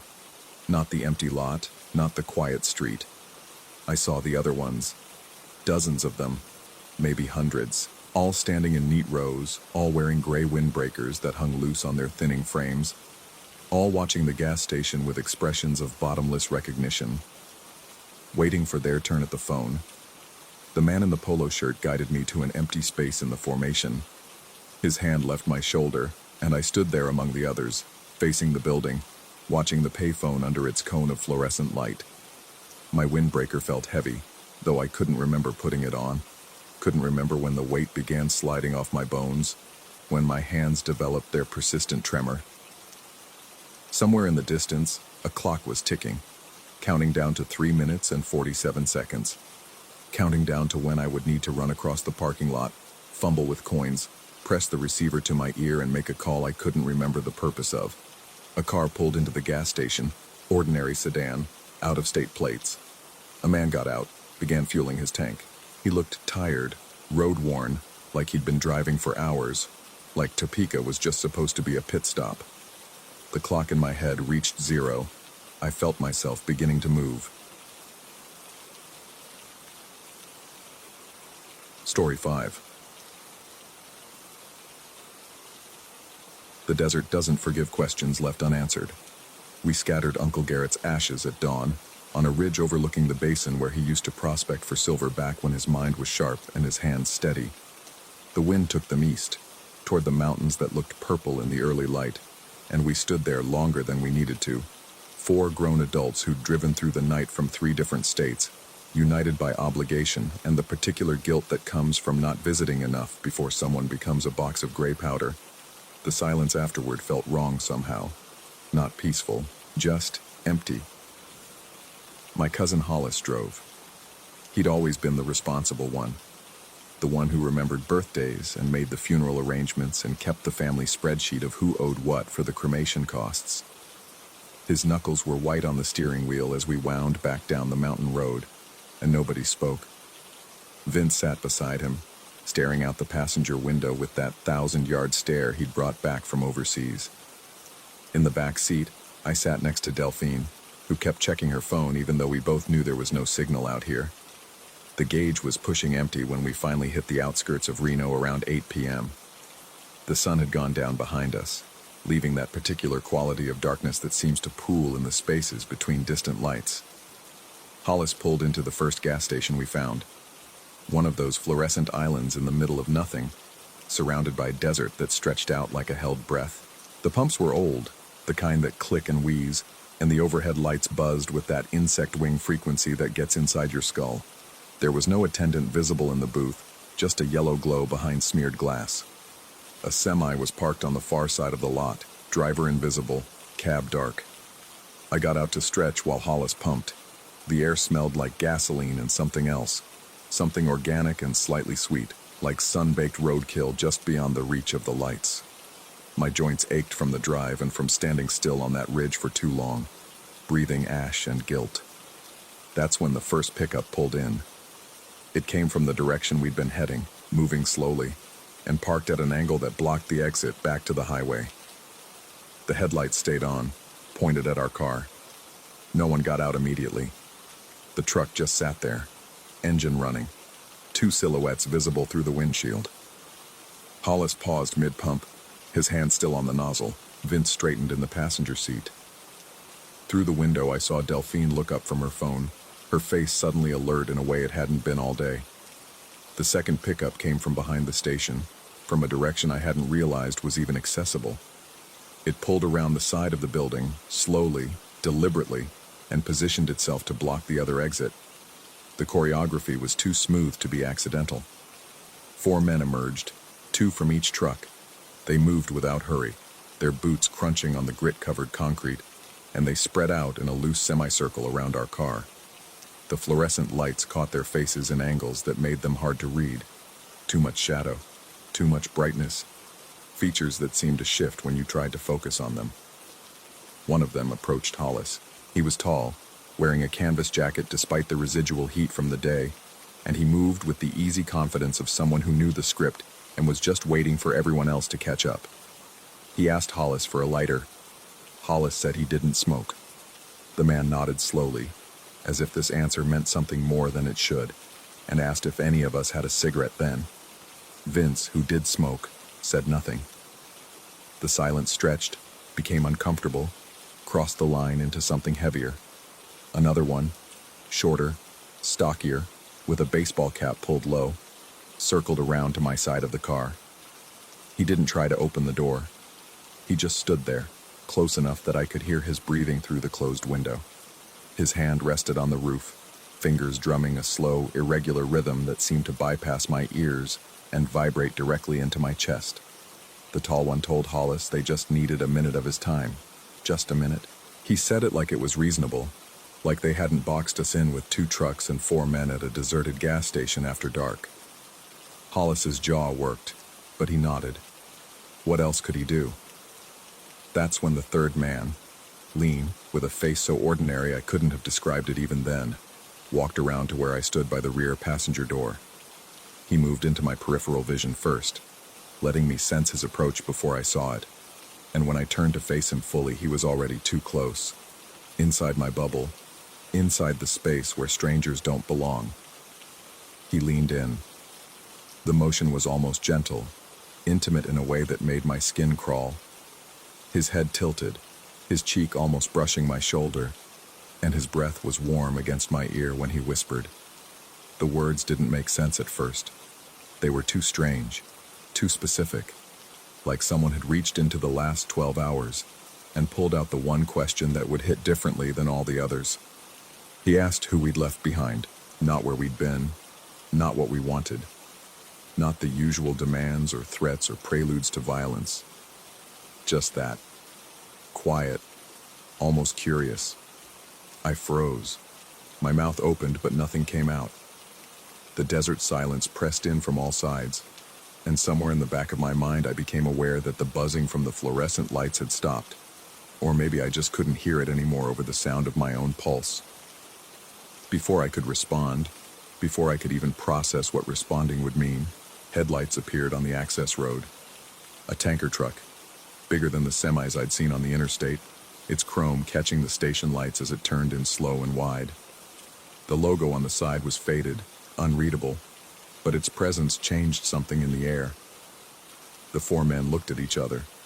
No words were exchanged, no signal I could see, but they all moved at once. They walked back to their trucks with the same unhurried precision they'd used to surround us, got in, and drove away.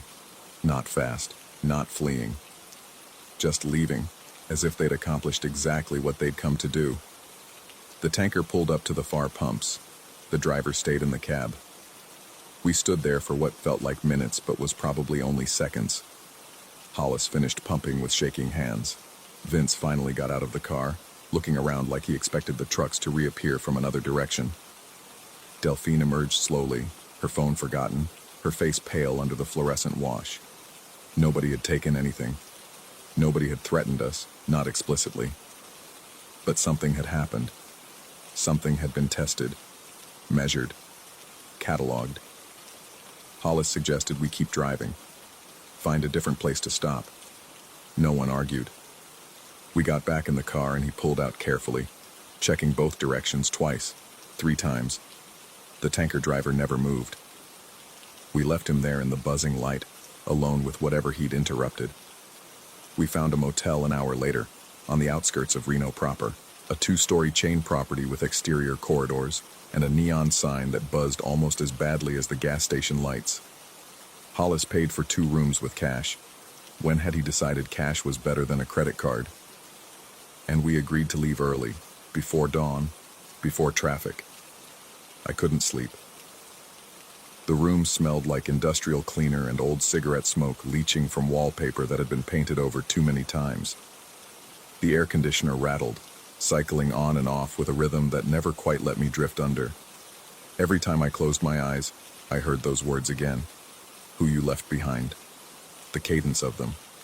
The way they'd been delivered not as a question but as a statement of fact. Like the answer was already known, and I was just being given a chance to acknowledge it. Around 2 a.m. I gave up and went outside. The corridor was empty, lit by yellow bulbs that attracted clouds of moths. I could see Hollis's rental car in the parking lot below, and beyond it, the desert stretched out under a sky so clear that the stars looked sharp enough to cut. That's when I noticed the truck. It was parked 3 spaces down from our car, dark-colored.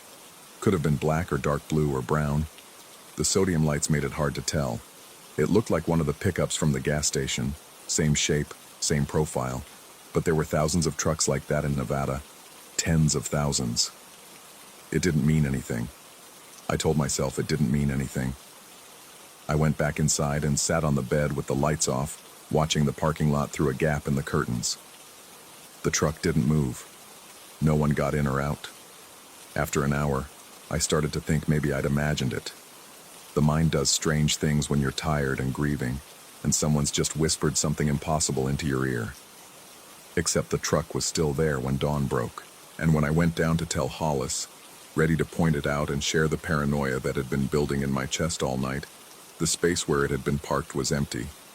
The asphalt was clean, not even an oil stain. Hollis said I needed coffee. Vince said we all needed to get home and sleep in our own beds and put this weekend behind us. Delphine didn't say anything, but she kept looking over her shoulder as we loaded up, and I noticed she'd positioned herself so she could see the entire parking lot while we stood by the car. We stopped for breakfast at a diner just off the interstate, one of those chrome and red vinyl places that looked like it had been there since Eisenhower. The coffee was bitter and the eggs were greasy, and everything tasted like it had been cooked in the same pan for 40 years. Normal. Aggressively, deliberately normal. Halfway through the meal, Vince mentioned that he'd heard something during the night. Footsteps in the corridor, heavy boots. They'd paused outside his door. He shared a room with Hollis, and stayed there for long enough that he'd gotten up and looked through the peephole. No one was there. Delphine admitted she'd heard the same thing. She'd opened her door, thinking maybe it was one of us, needing something. The corridor was empty, but she'd smelled something. Gasoline and that sweet rot smell from the gas station, like it had followed us. I didn't mention the truck. It seemed too much, too paranoid. Instead, I asked them what they thought those men had wanted. Hollis said they were probably tweakers or grifters, looking for an easy mark, testing to see if we'd fight or fold. Vince said they moved too deliberately for tweakers, too coordinated. Delphine said she didn't care what they wanted. She just wanted to get home and forget this whole trip. But none of us addressed what the man had actually asked me, who we'd left behind. Because we all knew the answer, we just scattered him on a ridge outside Reno, and the wind had taken him east, and we'd driven away without looking back. The remainder of the drive passed in a haze. Hollis drove too fast, checking the mirrors constantly. Every truck that appeared behind us made him tense, and there were a lot of trucks on that stretch of interstate. Vince stopped talking entirely, just stared out the window with that look he got when he was somewhere else. Delphine's phone was working now, but she wasn't checking it. She watched the road behind us through the rear window, her expression unreadable. I kept thinking about Uncle Garrett, about the last time I'd seen him alive, 3 Christmases ago, when his mind was already starting to slip. He'd pulled me aside at dinner and told me he was being followed. Men in trucks, he said. They'd been watching his house, parking down the street, waiting. We'd all assumed it was the dementia, the paranoia that comes when the brain starts misfiring, when pattern recognition breaks down, and every stranger becomes a threat. We'd nodded and changed the subject and made sure someone was staying with him. But what if we'd been wrong? What if he'd been right, and we'd left him anyway, alone with whatever was watching him? We reached the junction where we'd all go our separate ways around sunset. Hollis would head north to Seattle, Vince west to Sacramento, Delphine south to Bakersfield. I'd continue east to Colorado, another 6 hours of driving through the dark. We said goodbye in a truck stop parking lot, brief and awkward, avoiding eye contact. None of us suggested meeting again next year, or keeping in touch better, or any of the usual platitudes. We just wanted to leave, to put distance between ourselves and whatever had happened at that gas station. Before Vince got in his car, he looked at me, really looked at me, and I saw something in his eyes that hadn't been there before, or maybe it had always been there, and I'd just never noticed. He opened his mouth like he wanted to say something, then closed it again, shook his head, got in his car and left. I was the last one to pull out. I sat there for a few minutes, watching the others disappear into traffic, their taillights becoming indistinct from all the other taillights on the interstate. The sun was nearly gone, and the sky was that particular shade of purple that only happens in the desert, and I realized I could smell gasoline even though I hadn't pumped gas here. That's when I saw the truck. Same dark color, same profile. Parked on the far side of the lot, backed into a space with its front end facing me. The windshield caught the last of the sunset, turning it into a mirror that reflected nothing. I started the engine. My hands were shaking. I pulled out of the parking space and onto the interstate, merging into the flow of evening traffic, and I didn't look back. But I've been looking in the rearview mirror ever since. 3 days later, Hollis called. He wanted to know if I'd noticed anything strange, if anyone had been following me. His voice had an edge I'd never heard before, thin and tight like wire stretched too far. I asked him what he meant. He said there was a truck parked outside his apartment, dark-colored. He'd noticed it the night he got home. It was still there. He'd walked past it twice, trying to see if anyone was inside, but the windows were tinted and he couldn't make out any details. He'd called the police, said it might be suspicious, but by the time they arrived to check it out, the space was empty. I told him about the motel, about the truck that had been there at dawn and gone by breakfast. The silence on the line stretched long enough that I thought we'd been disconnected. Then he said something that made the hair on my neck stand up. He said Delphine had called him too. She'd found something on her doorstep when she got home. A lighter, chrome, worn smooth from use, with initials scratched into the side. She didn't recognize the initials, and she'd thrown it away immediately, but the next morning it was back. Same spot, like it had never left. And Vince hadn't answered his phone in 2 days. I hung up without saying goodbye and looked out my window. My apartment faces a parking lot, and from the 3rd floor you can see most of the spaces. There's a truck parked below. It's been there since I got home.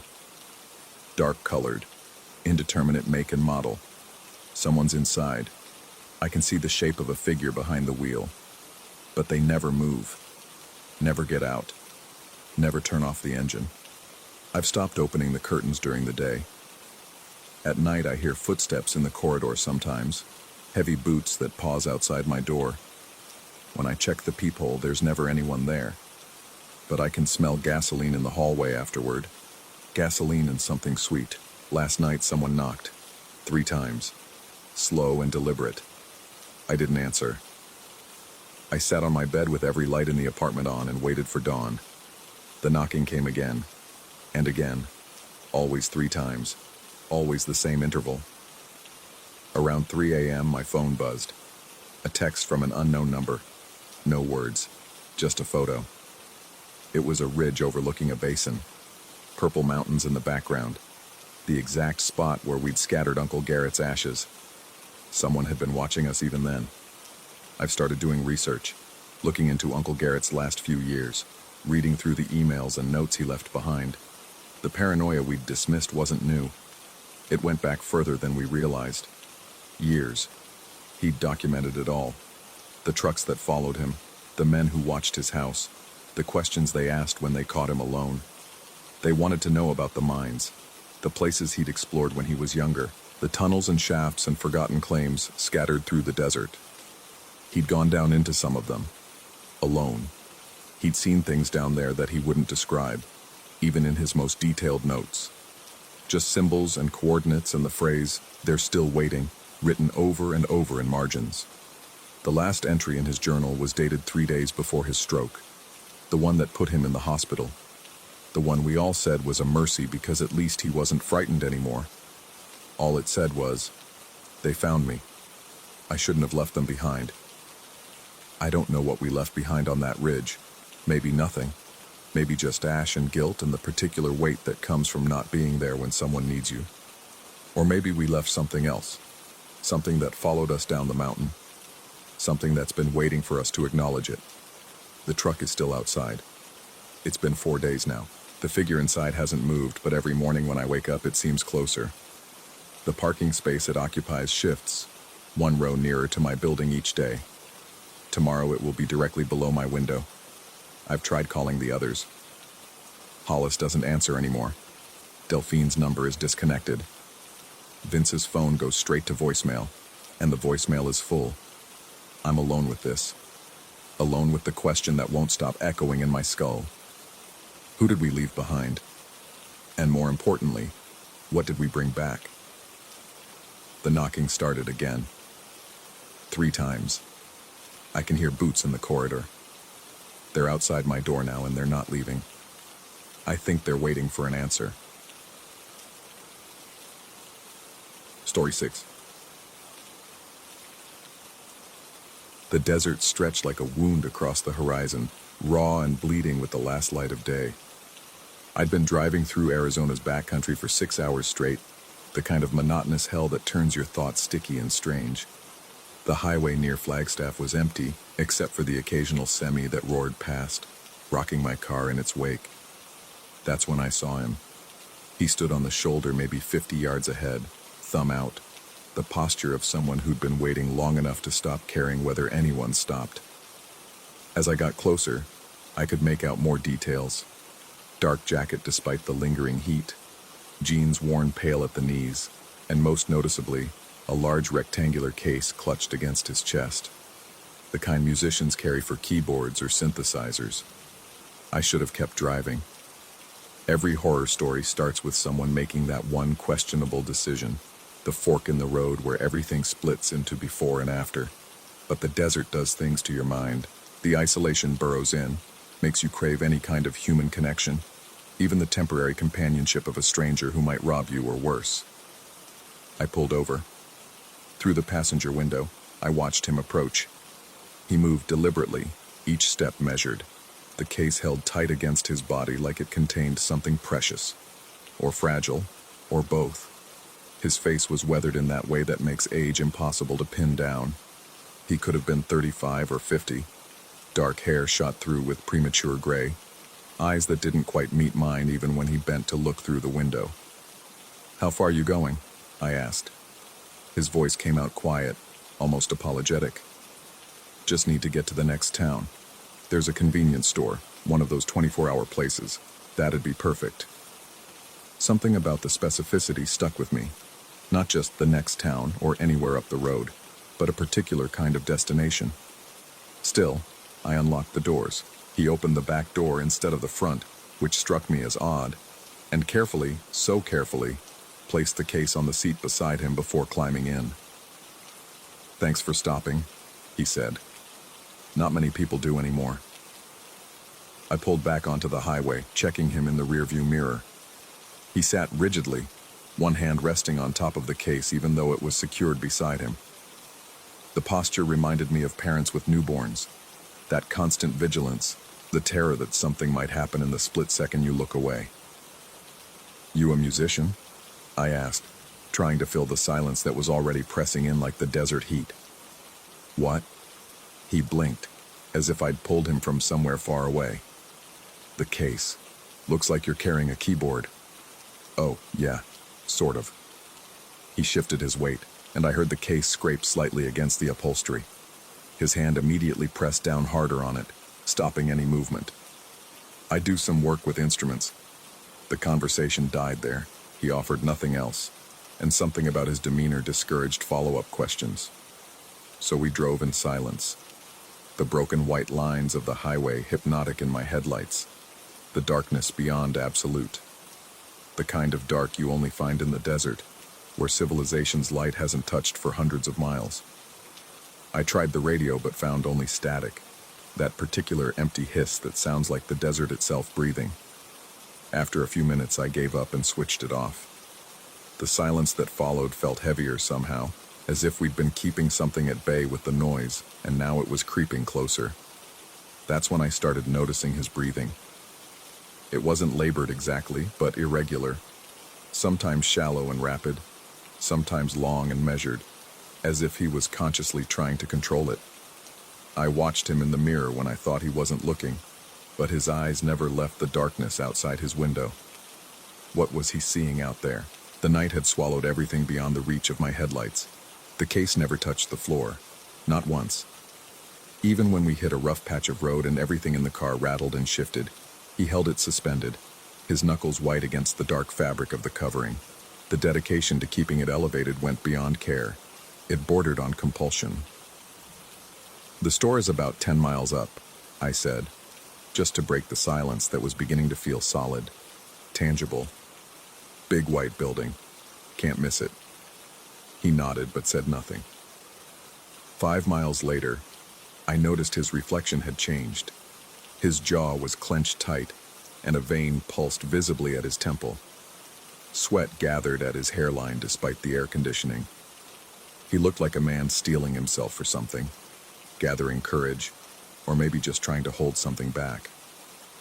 "You okay back there?" "Fine." The word came out clipped, final. A door slamming shut.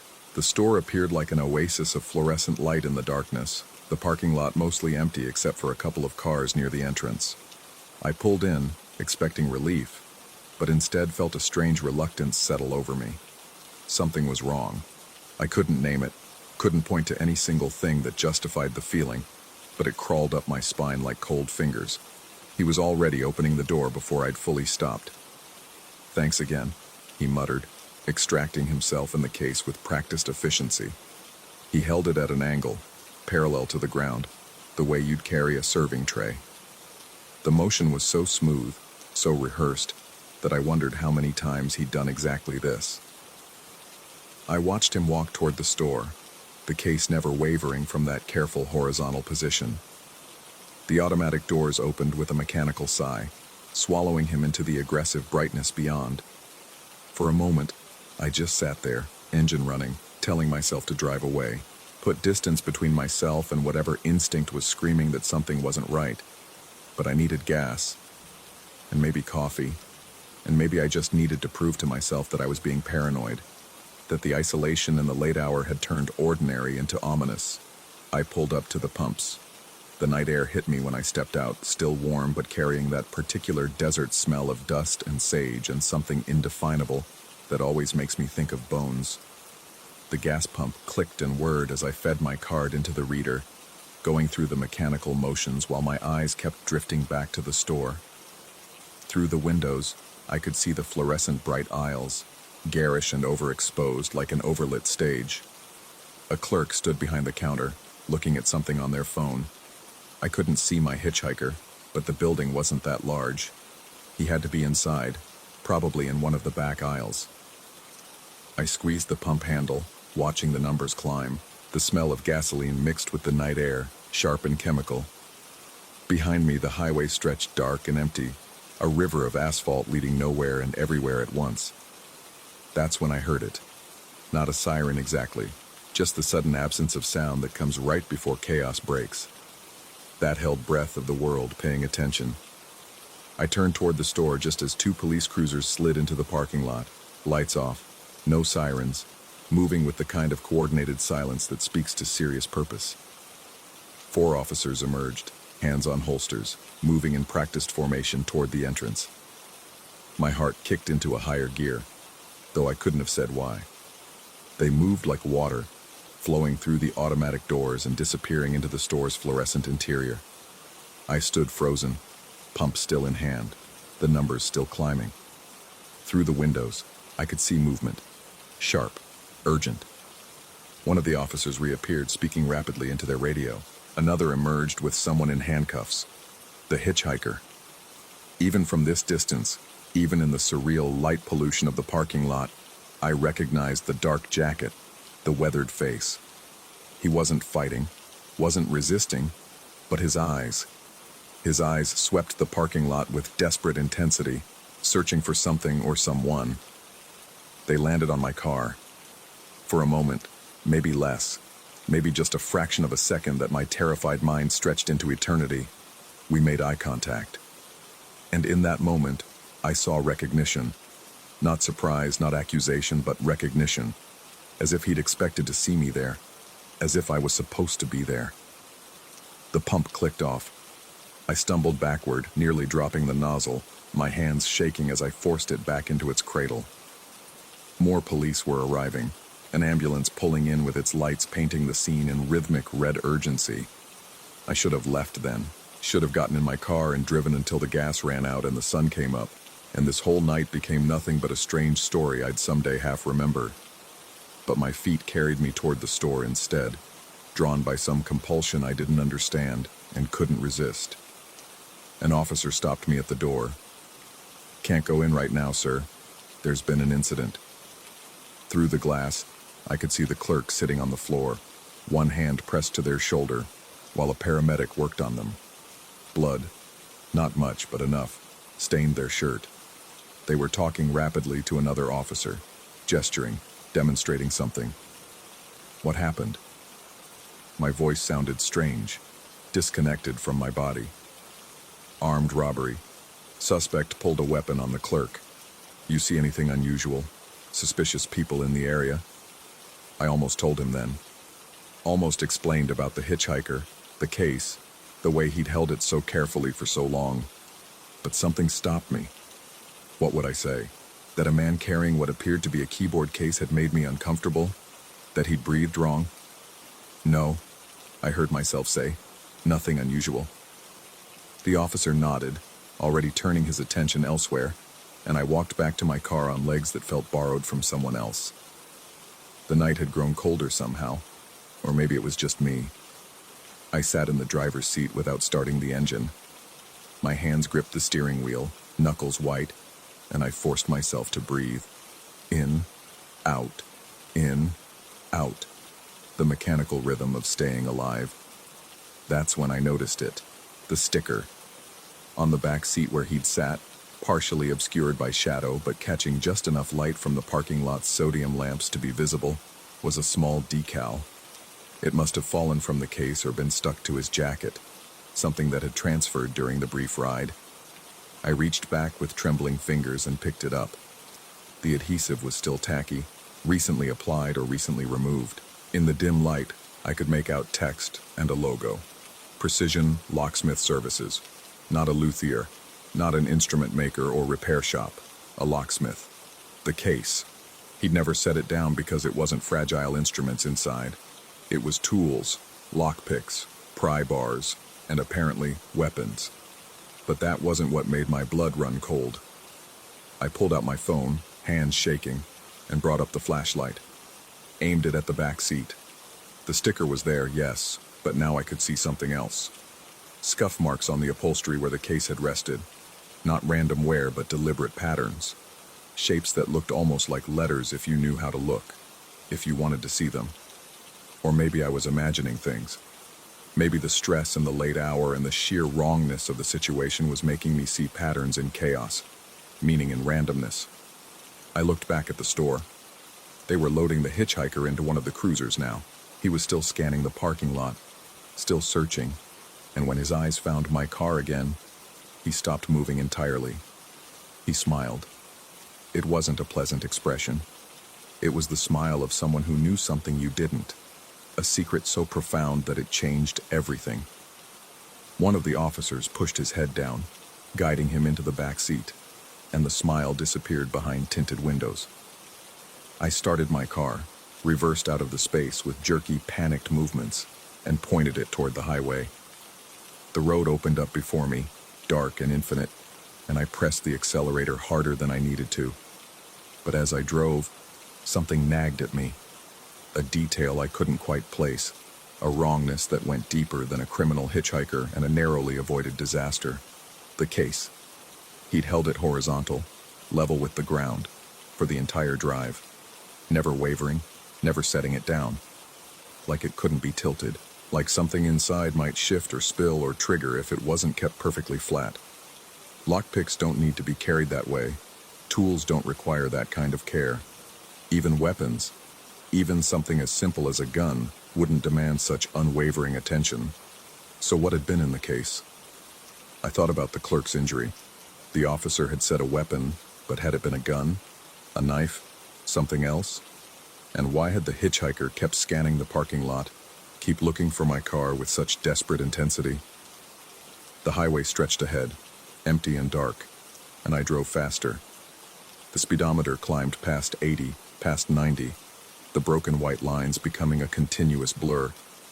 I told myself I was putting distance between myself and what had happened, but another part of me wondered if I was running towards something instead.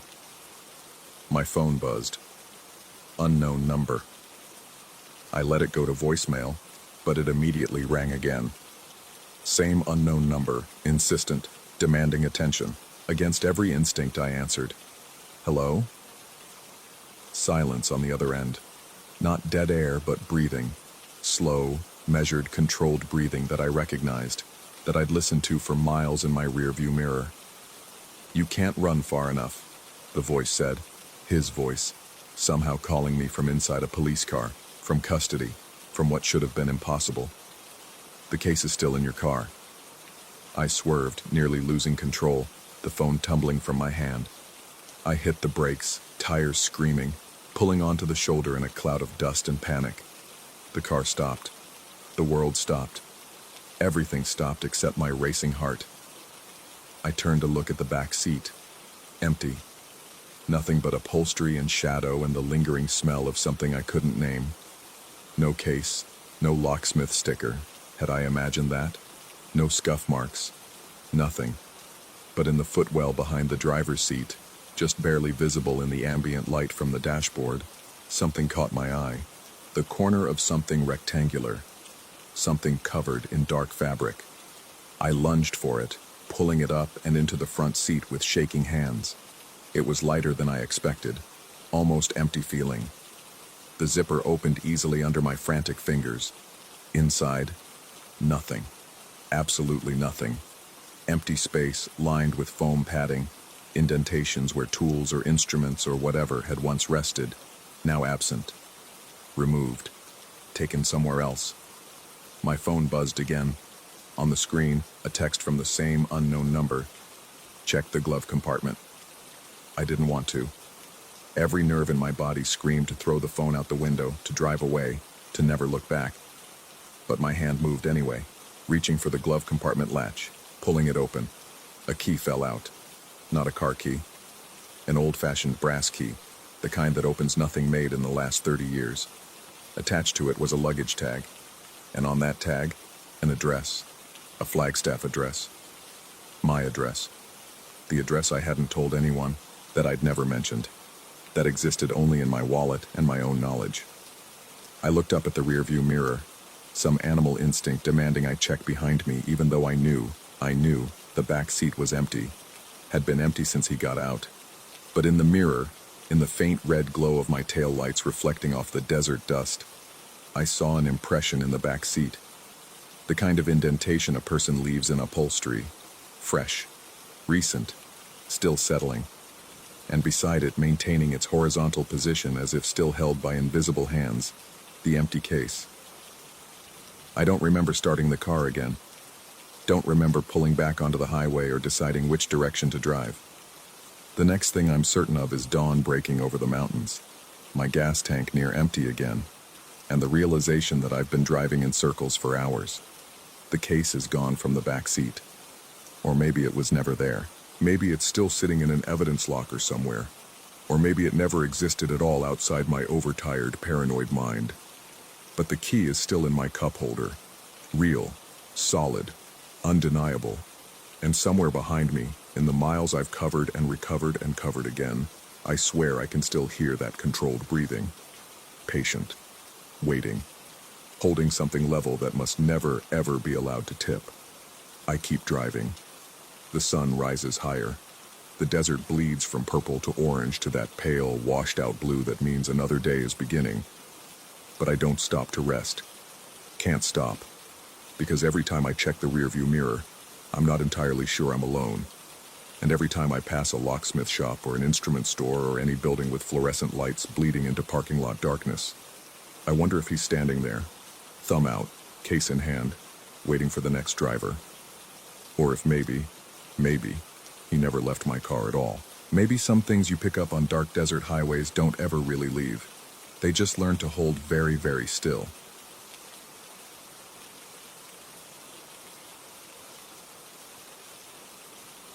Story 7.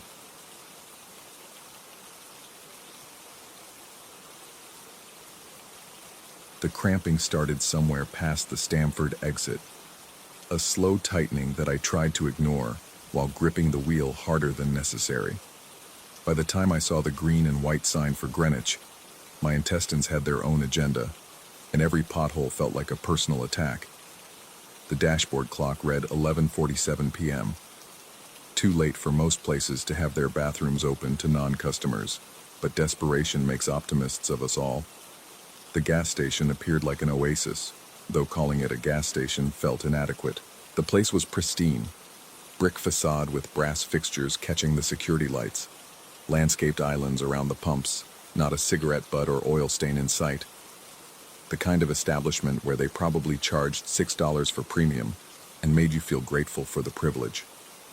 I pulled up to pump 3, engine still running, my body broadcasting its urgent requirements. Inside, the fluorescent lighting had that expensive quality that doesn't make you look half dead.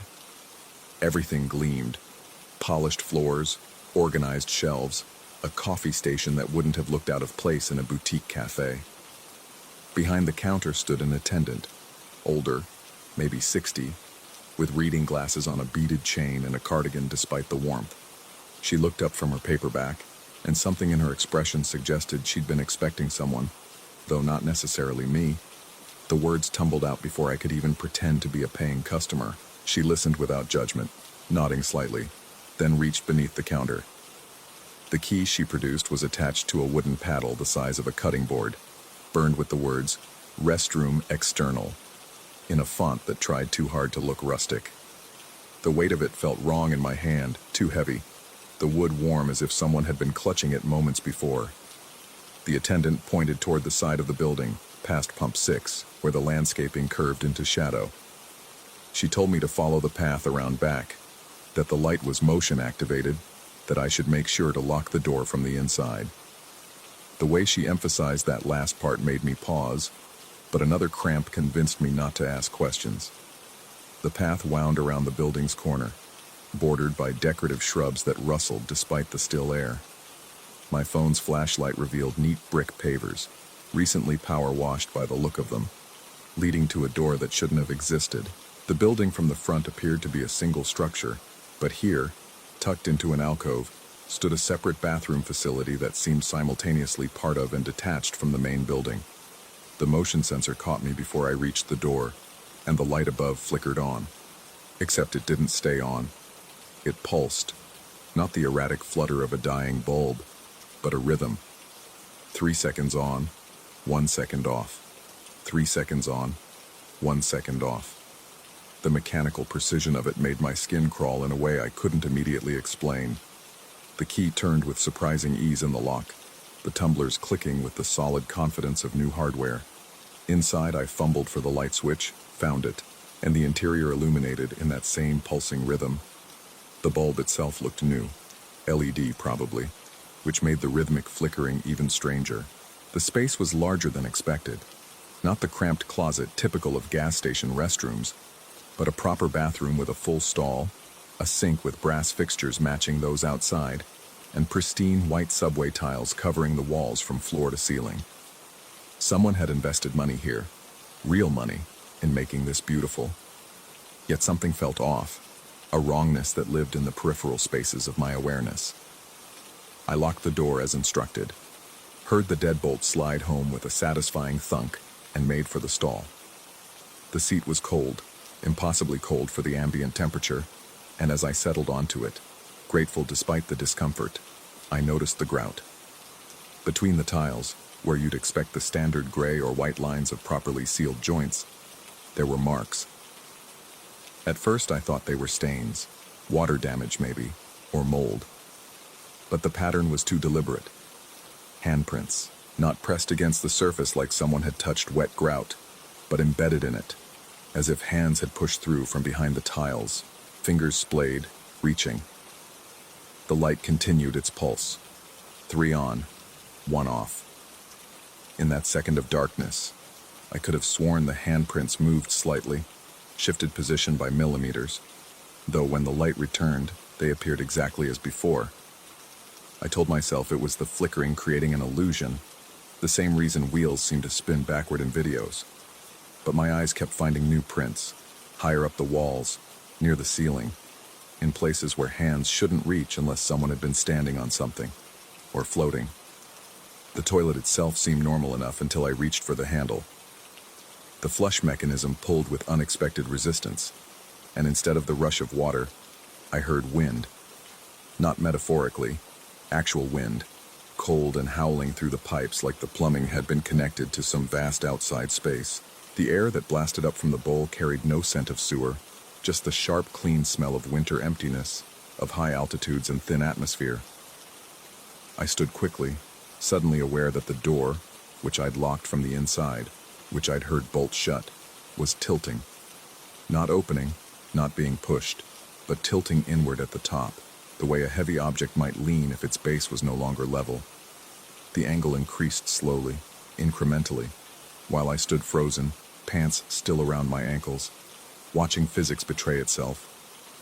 Then I heard it. Breathing. Not the ambient sounds of an old building, not the wheeze of ventilation or the settlement of pipes. This was deliberate respiration, slow and measured, coming from just beyond the door. The rhythm matched the light's pulse. 3 seconds in, 1 second pause. 3 seconds out. 1 second pause. Someone stood on the other side, close enough that I could hear the slight wetness in their breathing, the soft click in their throat between inhalations. My hand found my belt, pulled my pants up with shaking fingers, and I pressed myself against the far wall, as distant from the door as the small space allowed. The breathing continued, patient, waiting. The door tilted further, now at maybe 15 degrees from vertical, defying every structural law that should govern a properly installed frame. The light pulsed. 3 on, 1 off. In the darkness, the breathing sounded closer, as if whoever stood outside had pressed their face to the crack, inhaling the air from inside, tasting it. When the light returned, I noticed the door handle beginning to turn, so slowly it might have been the vibration of my own heartbeat creating the illusion of movement. But it wasn't an illusion. The handle completed its rotation, the mechanism disengaging, yet the door remained closed. Whoever was outside had unlocked it but wasn't entering. They were waiting for something, or testing something, or perhaps just enjoying the moment before revelation. The thought of standing there, trapped in this wrongness, paralyzed by indecision, finally broke through my fear. I lunged forward, grabbed the handle from the inside, and yanked the door open in a single violent motion. Nothing. No one. But not even a corridor, or the path I'd walked to get here. Just the brick wall of the building's rear, close enough that I could reach out and touch it without extending my arm fully. Solid brick, weathered and real, with the same power-washing cleanliness as everything else, positioned where a doorway leading outside should be. I pulled back, slammed the door shut, and turned to verify I was still in the same bathroom. The subway tiles, the brass fixtures, the stall, all exactly as before. The handprints in the grout watched me, dozens of them now that I was really looking, covering every surface, overlapping, some small as children's hands, but I pushed that observation away, focused on the impossibility of the wall. The breathing had stopped. The tilted door now hung straight again, perfectly vertical, as if it had never defied gravity. Only the light continued its pulse, that mechanical 3 on 1 off rhythm that now seemed less like a malfunction and more like a countdown, or a signal, or a heartbeat from something much larger than this room. I approached the door again, slower this time, and checked the lock. Still engaged. I'd definitely locked it when I entered. The deadbolt showed no signs of tampering, no scratches or manipulation. Yet someone, something, had turned the handle from outside, had pressed their breathing against the gap, had waited. The flush mechanism called to me, still incomplete business, but I couldn't bring myself to approach the stall again. The idea of turning my back to the door, of sitting in that vulnerable position while the walls watched through their handprints and the light pulsed its inhuman rhythm, felt like tempting something I didn't want tempted. I needed to leave. The original crisis had faded, replaced by a different kind of urgency. The prey animal instinct that screams at you to flee before you fully understand the threat. I reached for the deadbolt, but my hand stopped centimeters from contact. If I unlocked this door and opened it to find that brick wall again, what then? Would I be trapped? Would the room seal itself around me, another handprint waiting to be pressed into grout that hadn't existed moments before? The light pulsed. 3 on, 1 off. In that second of darkness, I heard the breathing resume, but this time from inside the room with me, behind me, in the stall I'd just vacated. I didn't look. Looking felt like acknowledging something I wanted to remain unacknowledged. Instead, I unlocked the door with trembling fingers and pulled it open, ready for the brick wall, ready for anything except what I found. The path, the same decorative brick pavers, the landscaped shrubs, the side of the building leading back to the pumps, all exactly as it should be, as if the wall had never existed. The motion sensor triggered again as I stumbled forward, and the exterior light began its pulse. 3 on, 1 off. I didn't run, but my walk back to the pumps had a quick-step quality, a barely controlled panic that made my legs feel disconnected from my intentions. The key bounced against my thigh where I'd shoved it in my pocket, still attached to that too heavy wooden paddle. Had I brought it inside? I couldn't remember. Surely I had. Yet I also remembered setting it on the sink, remembered the sound of wood on porcelain. But here it was in my pocket, warm against my leg, pulsing with its own heat and rhythm with, no, I was imagining that. Keys don't pulse. Wood doesn't breathe. The attendant remained behind the counter, her paperback open to what might have been the same page. She looked up as I entered, and her expression held something I couldn't quite parse. Not surprise, not concern, but a kind of knowing sadness, the look of someone watching a movie they'd seen before and couldn't change the ending of. I approached the counter, the key heavy in my hand, ready to return it and leave and never think about this place again. But before I could set it down, she reached beneath the counter and produced a second key, identical to the first. Same wooden paddle, same burned lettering, same warm weight. Her question came soft, almost gentle, the way you might ask a lost child if they recognized their parent in a crowd. The words themselves were simple, 7 syllables that rearranged my understanding of the last 10 minutes. Did you manage to see the exit? Not, did you find everything okay? Or, all set? The exit, as if finding the way out was an achievement, a test, something that required effort and luck and perhaps qualities I didn't possess. I looked down at the keys, the one in my hand, the one she'd just placed on the counter. Both identical, both real, both warm with that body temperature wrongness. My mouth opened to ask which one I'd taken, which one I was returning, how there could be 2 if I'd only been given one. But the question dissolved before forming fully, because I realized I didn't want to know the answer. The attendant waited, patient, her finger marking her place in the paperback. Behind me, through the station's windows, my car sat at pump 3, hood still up from where I'd left it running, or had I turned it off? The dashboard clock would show 11:47 p.m., I was certain, regardless of how long I'd been gone. I set the key down, my key, the original key, the only key that could have existed, and backed away from the counter. The attendant nodded, a small gesture of acknowledgement or perhaps farewell, and returned to her reading. The title of her book caught the fluorescent light as she adjusted her glasses. Something about exits, about doors that opened sideways, about the geometry of impossible spaces. Outside, my car waited. The pump's digital display showed no fuel dispensed, no charge accumulated. The squeegee bucket held clean water, unused, though I could have sworn I'd wiped down my windshield before going inside. The time on my phone read 11:47 p.m. As I pulled back onto the highway, heading home to an apartment I'd left 3 hours ago, I caught a glimpse in the rearview mirror. The gas station receded into the distance, its lights bright and welcoming, and on the path around the side, clearly visible from this angle, was the exterior bathroom door. The motion sensor's light pulsed above it. 3 seconds on, 1 second off. And in that 1 second of darkness, the door tilted inward, just slightly, as if something on the other side was leaning against it, pressing, testing the lock. By the time the light returned, the door hung straight again. By the time I looked back at the road, the station had vanished behind a curve, or perhaps it had never been there at all, just another exit on a highway full of them, marked and unmarked, some leading home and others leading to places that measured distance in different units, in steps that didn't exist on the original floor plan, in breaths that synchronized with flickering lights. The cramping in my stomach was gone. I couldn't remember when it had stopped, or if it had ever really been there. My hands on the wheel felt cold as that toilet seat, as if I'd been touching ice for longer than the few minutes this had all taken.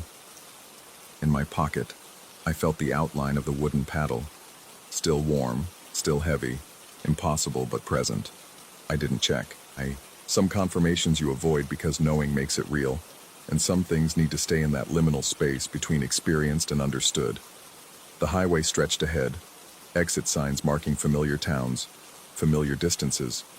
Behind me, somewhere in Greenwich, a gas station served travelers at all hours, its bathrooms clean and well-maintained, its attendant patient and knowing, its keys multiplying each time someone needed to ask a question they weren't ready to hear answered.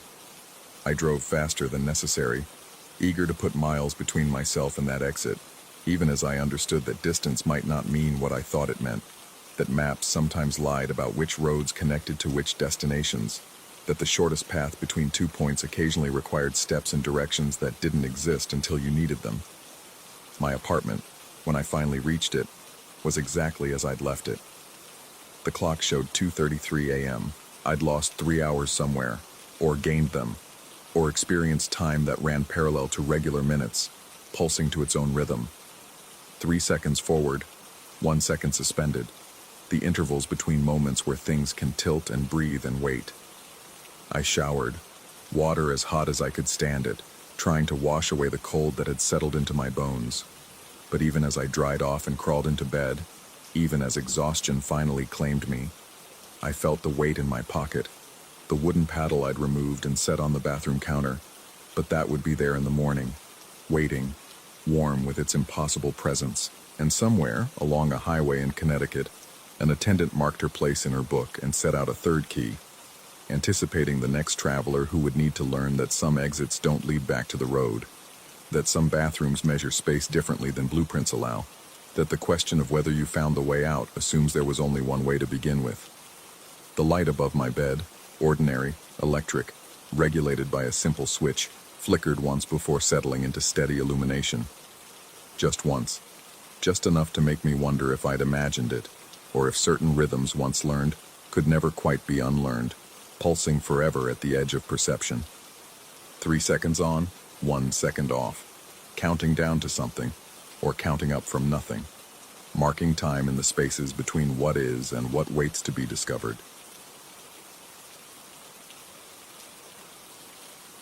Story 8. On the sound came first, a crack like a gunshot echoing across the empty forecourt. I was inside the station office, sorting receipts that didn't need sorting, when the entire building shuddered. Through the frosted window, I watched a sheet of ice the size of a billboard peel away from the canopy overhead. It descended in one piece, smooth and deliberate, catching the sodium lights as it fell.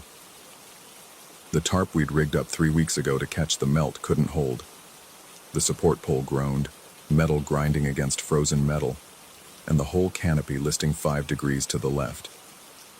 Harlan was out there, the attendant we'd hired 2 months back, the quiet one who never complained about the graveyard shift.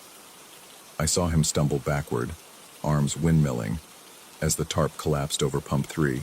A sedan, some late model thing with out-of-state plates, got caught in the mess, its rear end hoisted up like a beetle flipped on its back. The wheels spun uselessly in the air, still turning from whatever momentum remained. Then, nothing. Just the hiss of the roof heater trying to compensate for a hole that shouldn't exist, and the whisper of fresh snow falling through the gap in the canopy, fine powder drifting down like ash. I ran outside. The cold hit me like a physical thing, wrapping around my throat and squeezing. 20 below, maybe worse with the wind chill. Harlan was sitting on the concrete island, staring at his hands. They were shaking, but not from the cold. When I called his name, he looked up at me with eyes that seemed too wide, too focused on something just past my shoulder. He said the ice had been watching him, said it right before it fell. I told him it was shock, helped him inside, poured terrible coffee from the pot that had been sitting since noon. He drank it without seeming to taste it, still staring at that same fixed point in space. The owner showed up 20 minutes later, assessed the damage with the kind of grim resignation that comes from 40 years in the service station business, and told Harlan to take the rest of the week off. Paid leave. Harlan left without his coat. That was 3 days ago. I took over his shifts. Someone had to, and the owner wasn't about to close down in January, not with the highway traffic and the heating bills piling up. They'd patched the canopy with a temporary tarp, blue plastic instead of the gray one, and propped the structure back up with an extra support beam. It looked wrong, like a broken bone set badly, but it held. The first night alone, I noticed the silence, not the absence of sound. There was plenty of that in a gas station at 3 a.m, but the quality of it, a thickness to the quiet, as though the air itself had congealed. I could hear the heater working overtime, that constant hiss from above, but beneath it was something else. a rhythmic creaking, patient and measured, like footsteps on old wood. Except the station was all concrete and tile. I checked the pumps, the restrooms, the storage room and back. Nothing. Just me and the hum of the refrigerated units, and that persistent creak that seemed to come from everywhere and nowhere. The second night I found the ice. It was forming in patterns I didn't remember seeing before. Crystalline fractals spreading across the inside of the windows despite the heating vents blasting hot air. I scraped some away with my fingernail and watched it reform within minutes. The same intricate design, as though following a blueprint. Branches and angles that hurt to look at too long. Geometric impossibilities that my eyes couldn't quite track. I told myself it was just the cold. Physics. Condensation meeting sub-zero temperatures. But physics didn't explain why the patterns appeared only on the windows facing the canopy, or why they seemed to shift when I wasn't looking directly at them. By the third night, I'd convinced myself I was seeing things. Sleep deprivation, probably. I'd been pulling doubles to cover the missing shifts, grabbing 3 hours here and there in the back office. The human brain does strange things when it's exhausted, conjures shadows and sounds that aren't there. I knew this. I repeated it like a mantra. Then I saw the footprints. They appeared around midnight, pressed into the thin layer of snow that had accumulated on the forecourt. Fresh prints, still sharp-edged, leading from pump 3, where the ice had fallen, to the dark service bay where we kept the old equipment. Human prints, bare feet. I stood at the window and watched them appear, one after another, as though someone invisible was walking across the lot in the middle of a Minnesota winter without shoes. The tracks stopped at the bay door. I didn't go outside. Told myself it was the wind, some trick of the drifting snow creating depressions that looked like prints. But the wind wasn't blowing. The air was still, heavy with that same thick silence, and the snow fell straight down through the hole in the canopy, accumulating in a perfect cone of white beneath the gap. I locked the front door, turned off the exterior lights except for the ones required by regulation, sat in the office with my back to the wall and watched the forecourt through the frosted glass. The footprints remained until dawn, when the snow stopped and the sun rose pale and distant over the frozen prairie. In the gray morning light, I went out to look. The prints were still there, but melting now, edges softening. I knelt beside one and realized it wasn't quite the right shape. The toes too long, the arch too pronounced. Almost human, but not quite. Harlan called that afternoon. The owner patched him through to the station phone, and I heard his voice for the first time since the accident. Thin, strained, like he was speaking from the bottom of a well. He wanted to know if I'd seen it yet. The thing in the ice. I asked him what he meant, trying to keep my voice level, professional. He said I'd know when it happened, when the moment came that I looked up at the canopy and saw what he'd seen right before the sheet fell. A face, he said. Pressed against the ice from the inside, features distorted by the thickness of the frozen layers, but unmistakably there. Watching, waiting. He hung up before I could respond. I didn't want to look.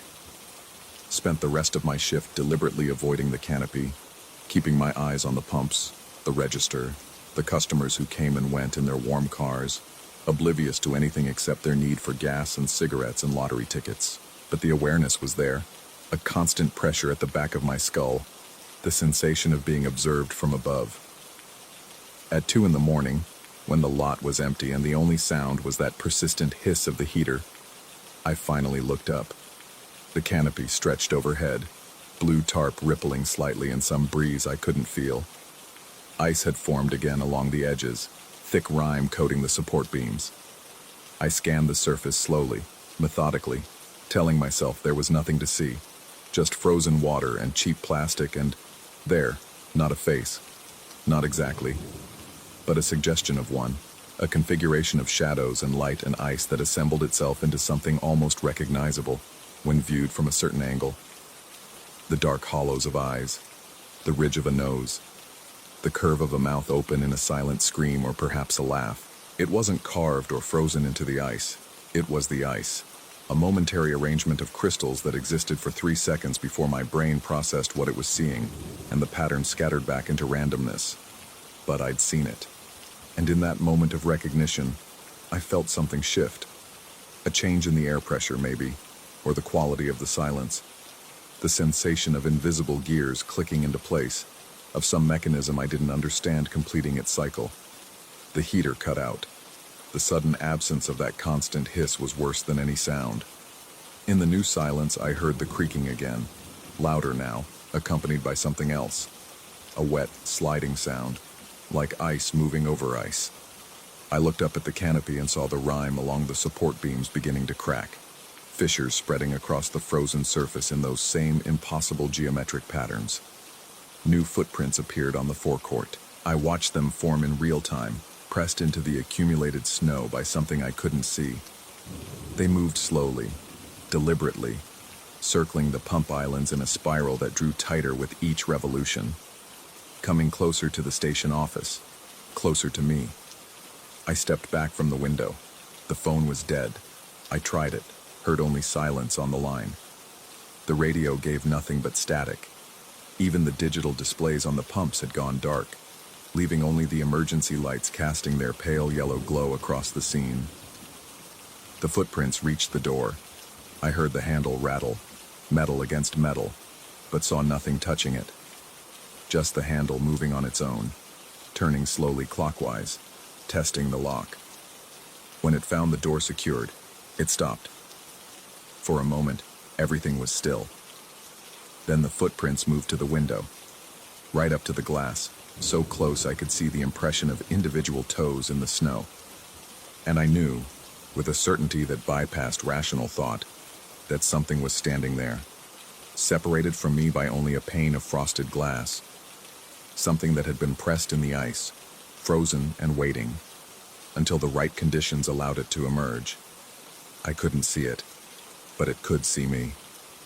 The patterns on the window began to reform, ice crystals spreading across the interior surface, despite the temperature inside the office being well above freezing. They grew rapidly, those impossible geometries, fractals within fractals, and as they spread, I started to make out a shape within them. Not a reflection, not a shadow, but something taking form in the ice itself, pressing through from the other side of the glass, like a body pushing through a membrane. The shape of a hand, fingers splayed, palm pressed flat, right where my face would be if I leaned forward. I didn't lean forward. Instead, I backed away, keeping my eyes on the window, watching the ice continue its spread. The hand was nearly complete now, detailed enough that I could see the lines of the palm, the whorls of the fingerprints, and above it, beginning to emerge, the suggestion of an arm, a shoulder, the crown of a head. The heater kicked back on with a rattling gasp. The ice stopped spreading. For a moment, it held its shape, hand and arm, and the hint of that emerging face. Then it began to melt, water running down the glass in slow rivulets, erasing the patterns, dissolving the figure back into liquid. Within seconds, there was nothing left but moisture and the memory of what I'd seen. The footprints outside were gone too, melted away or never there at all. I stood in the office, breathing hard, listening to the heater struggle back to its normal rhythm. Through the window, the forecourt looked exactly as it always did. Empty, mundane, just another gas station in the middle of nowhere, surviving another winter. But I knew better now. The owner found me at dawn, still standing in the same spot, staring at the window. He asked if I was all right, if I needed to take some time off like Harlan. I told him I was fine, just tired.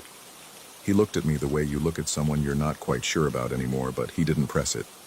Just said they'd found a replacement for the overnight shifts, someone starting next week, and I could go back to days. I thanked him, gathered my things, walked out to my car through snow that showed no prints except my own. Before I drove away, I looked back at the canopy one last time. The blue tarp rippled in the morning breeze, and new ice had already begun to form along the support beams. In the bright sunlight, it looked almost beautiful, crystals catching the light and throwing it back in 1,000 different directions.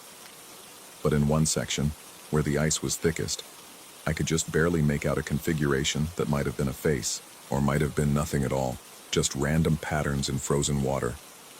I drove home and tried to sleep, but the sound of the heater hissing overhead kept me awake. And when I finally dozed off, I dreamed of footprints circling my house, coming closer with each spiral revolution, and of ice forming on the inside of my bedroom window in patterns that hurt to look at, geometric impossibilities that my exhausted mind tried and failed to comprehend. I don't work at the station anymore. Haven't been back since that morning. But sometimes, on the coldest nights, I hear that patient creaking, like footsteps on wood that isn't there. And I see frost forming on my windows in those same branching patterns, following that invisible blueprint. I tell myself it's just the cold. Physics. Condensation meeting sub-zero temperatures. But late at night, when the silence grows thick and heavy, I stand at my window and watch the street below, waiting to see if the footprints will appear in the snow, waiting to see if whatever I saw beginning to press through that glass at the station has finished emerging, and if it knows where to find me. The ice hasn't told me yet, but I think it will.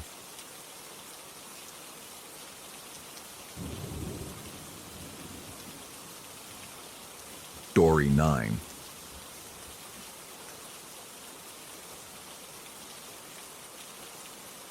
And the snow came down wrong that afternoon. I noticed it first as we climbed past the 7,000-foot marker. The flakes weren't falling so much as hovering, suspended in the gray air like they were waiting for permission to land. My girlfriend sat in the passenger seat, her breath fogging the window as she traced patterns in the condensation. The radio had gone to static 20 minutes back, and the silence between us had grown thick enough to taste. The Sierra Nevada stretched ahead, its peaks vanishing into low clouds that seemed to press down on the windshield. Late April snow wasn't unusual here, but something about the quality of light, that peculiar amber cast beneath the storm, made my skin prickle. I'd driven this route a dozen times, but the curves felt unfamiliar, as though the mountain had shifted slightly while I wasn't looking. We should have turned back when the chain control sign appeared. The words glowed in our headlights. Chains required beyond this point. But we'd already come so far, and the cabin rental was paid through the week. I told myself we'd be fine. The all-wheel drive would handle it. That's what I told myself. The pullout appeared suddenly, materializing from the white-gray murk, like something that hadn't existed moments before. Two figures stood in the swirling snow, barely visible until we were almost past. One of them raised a hand, not quite a wave, more like a summons. Without thinking, I eased the car onto the shoulder, gravel crunching beneath the tires. They approached before I'd fully stopped, emerging from the storm with the abruptness of stage actors stepping into light. Both wore dark coveralls crusted with old snow and road salt. The taller one had a face like weathered granite, all sharp planes and deep crevices. His companion was broader, with small eyes that reflected our headlights like animal eyes in the dark. The tall one bent down to my window before I'd lowered it completely. His breath rolled in, carrying the smell of tobacco and something else, something chemical and sweet that made my throat tighten. He smiled, teeth too white in his wind-burned face. They had chains, he said. Good chains. They could put them on quick, no problem. Real cheap, too. Cheaper than anywhere down in the valley. His words came fast, overlapping, as though he'd recited this pitch so many times it had worn grooves in his tongue. I hesitated. Something about their positioning felt calculated, one at my window, the other drifting toward the passenger side where my girlfriend sat. Through the windshield, I could see the road ahead vanishing into white nothing. No other cars, no lights, just the snow, falling in that strange suspended way, and these two men who'd appeared from nowhere. The broad one circled to her window. He moved with an odd gliding step, his boots making no sound on the packed snow. When he peered in at her, his breath fogged the glass, and through it I saw his mouth move, saw him smile that same too white smile. My girlfriend looked at me, and in her eyes I saw something I'd never seen before. Not quite fear, but a recognition of it, a glimpse of its shape. The money came out before I'd consciously decided. 220s, then another when the tall one shook his head. They didn't wait for more discussion. Both men dropped to their knees in the snow with a synchronized precision that seemed rehearsed. Metal clinked against metal. Their hands moved with practiced efficiency, wrapping chains around the front tires. That's when the broad one spoke. He didn't look up from his work, just tilted his head slightly in her direction and said it. Casual, like commenting on the weather. No money, he stays. She passes. His voice carried a particular quality, flat and certain, as though he were reading from a script he'd memorized long ago. The tall one laughed. It wasn't quite human, that sound. Too mechanical, too regular, like someone who'd learned to laugh from a recording. My hand found the hazard light button. Four-way flashers bathed us in rhythmic red pulses. Then I grabbed my phone, angled it toward them. The camera lens pointed like an accusation. The screen's glow felt like a small rebellion, a claim that this moment would be witnessed, recorded, remembered. But it wasn't enough. I knew it wasn't enough. The flare had been in the glove compartment since last winter, a leftover from an expired emergency kit. My fingers closed around its cold cylinder as I pushed open the door. The storm swallowed me immediately, wind cutting through my jacket, snow stinging my face with crystalline teeth. I pulled the cap and struck the flare against the rough surface. Orange light erupted, violent and chemical bright. It transformed the world into a stage set, harsh and flat. The two men froze, caught mid-motion like animals in headlights. For just a moment, I saw their faces fully, really saw them, and something was wrong with their proportions, with the way their features assembled. As though they were slightly out of focus, or I was looking at them through warped glass. The flare hissed and spat, throwing mad shadows across the snow. I thrust it into a drift where it stood upright, burning with poisonous intensity. The orange light made everything look diseased, unreal. Headlights appeared through the storm. A car slowed, pulled in behind us. An elderly couple, the woman's white hair catching the flare light. The old man lowered his window, his voice querulous and thin as he asked if it was safe, if everything was all right. The two men moved then. Fast. Too fast. Their hands completed the installation in seconds, movements blurred and economical. The tall one grabbed the bills I'd laid on the hood, and both turned away simultaneously, faces angling from the flare light as though it caused them physical pain. They walked into the storm and disappeared between one moment and the next, swallowed by the white-gray murk without even leaving footprints that I could see. We drove on. My hands shook on the wheel. My girlfriend said nothing, just stared out the window at the passing darkness. The chains made a rhythmic thunk-thunk-thunk beneath us, a mechanical heartbeat that counted the miles. On the descent 3 hours later, I saw the sign. It stood at the same pullout, though I would have sworn it hadn't been there before. Yellow metal catching our headlights. Warning: unauthorized chain services operate in this area. Use caution. And below, in smaller letters, several travelers have reported threatening behavior. The pullout was empty, no tire tracks, no footprints. Nothing but undisturbed snow glowing pink in our taillights. That was 4 days ago. We're still at the cabin, though we should have left yesterday. Should have left the moment we arrived. But something keeps stopping me from turning the key, from pointing the car down the mountain. Every time I stand up to pack, a wave of exhaustion crashes over me, and I sit back down. My girlfriend spends hours at the window. She doesn't paint anymore, though she brought all her supplies. Just stares out at the trees, at the snow that continues falling in that strange suspended way. Sometimes I catch her murmuring under her breath. Not quite words, just rhythmic sounds that might be counting or might be something else. Last night I went out to check on the car. The chains were still on, though I'd removed them when we arrived. I know I removed them. I remember the cold bite of metal, the way my hands cramped from wrestling with frozen links. But there they were, wrapped tight around the front tires, covered in a rust that seemed too advanced for just a few days' exposure. I tried to take them off again. My fingers found the clasp, worked at the mechanism.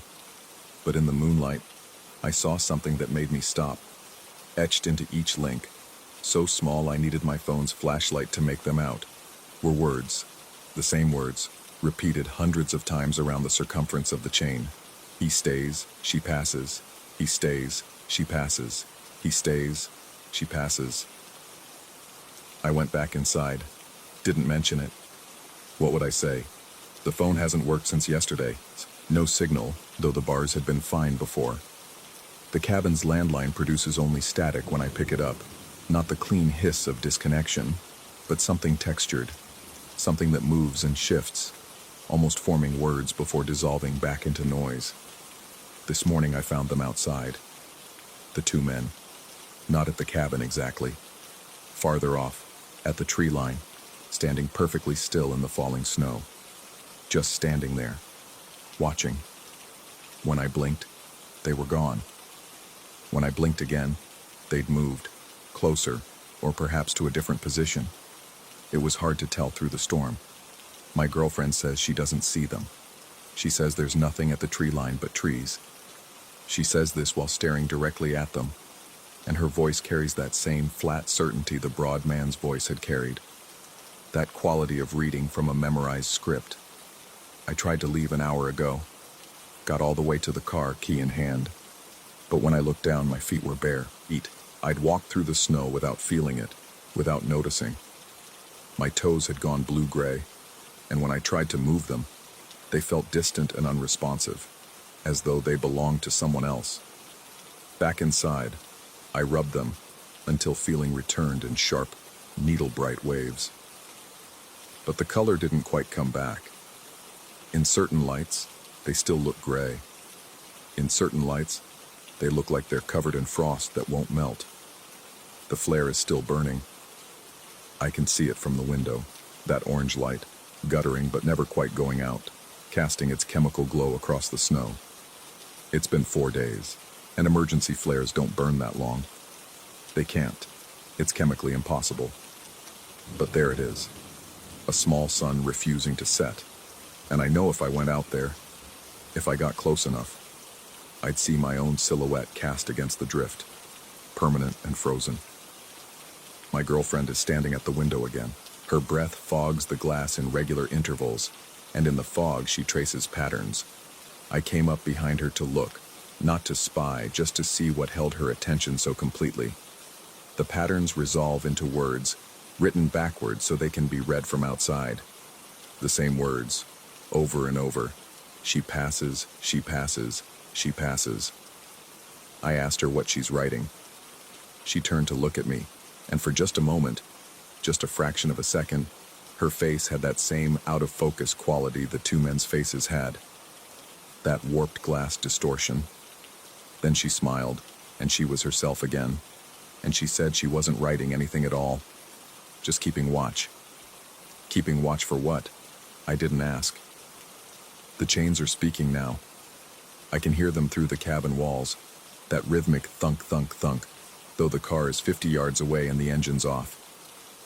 The sound comes steadily, without pause or variation, like a mechanical heart that never needs to rest. Sometimes it almost sounds like words. Sometimes it almost sounds like my name. I've been counting the supplies. We have food for another week, maybe more if we're careful. Water's no problem. There's snow everywhere, and the pipes still work, though the water that comes out tastes strange. Metallic and sweet, like the breath of the man at my window. The cabin has a cellar. I found the door yesterday, though I don't remember it being there when we arrived.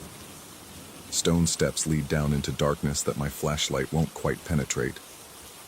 The beam stops after 6 feet, swallowed by a blackness that feels textured, solid, like I could reach out and touch it.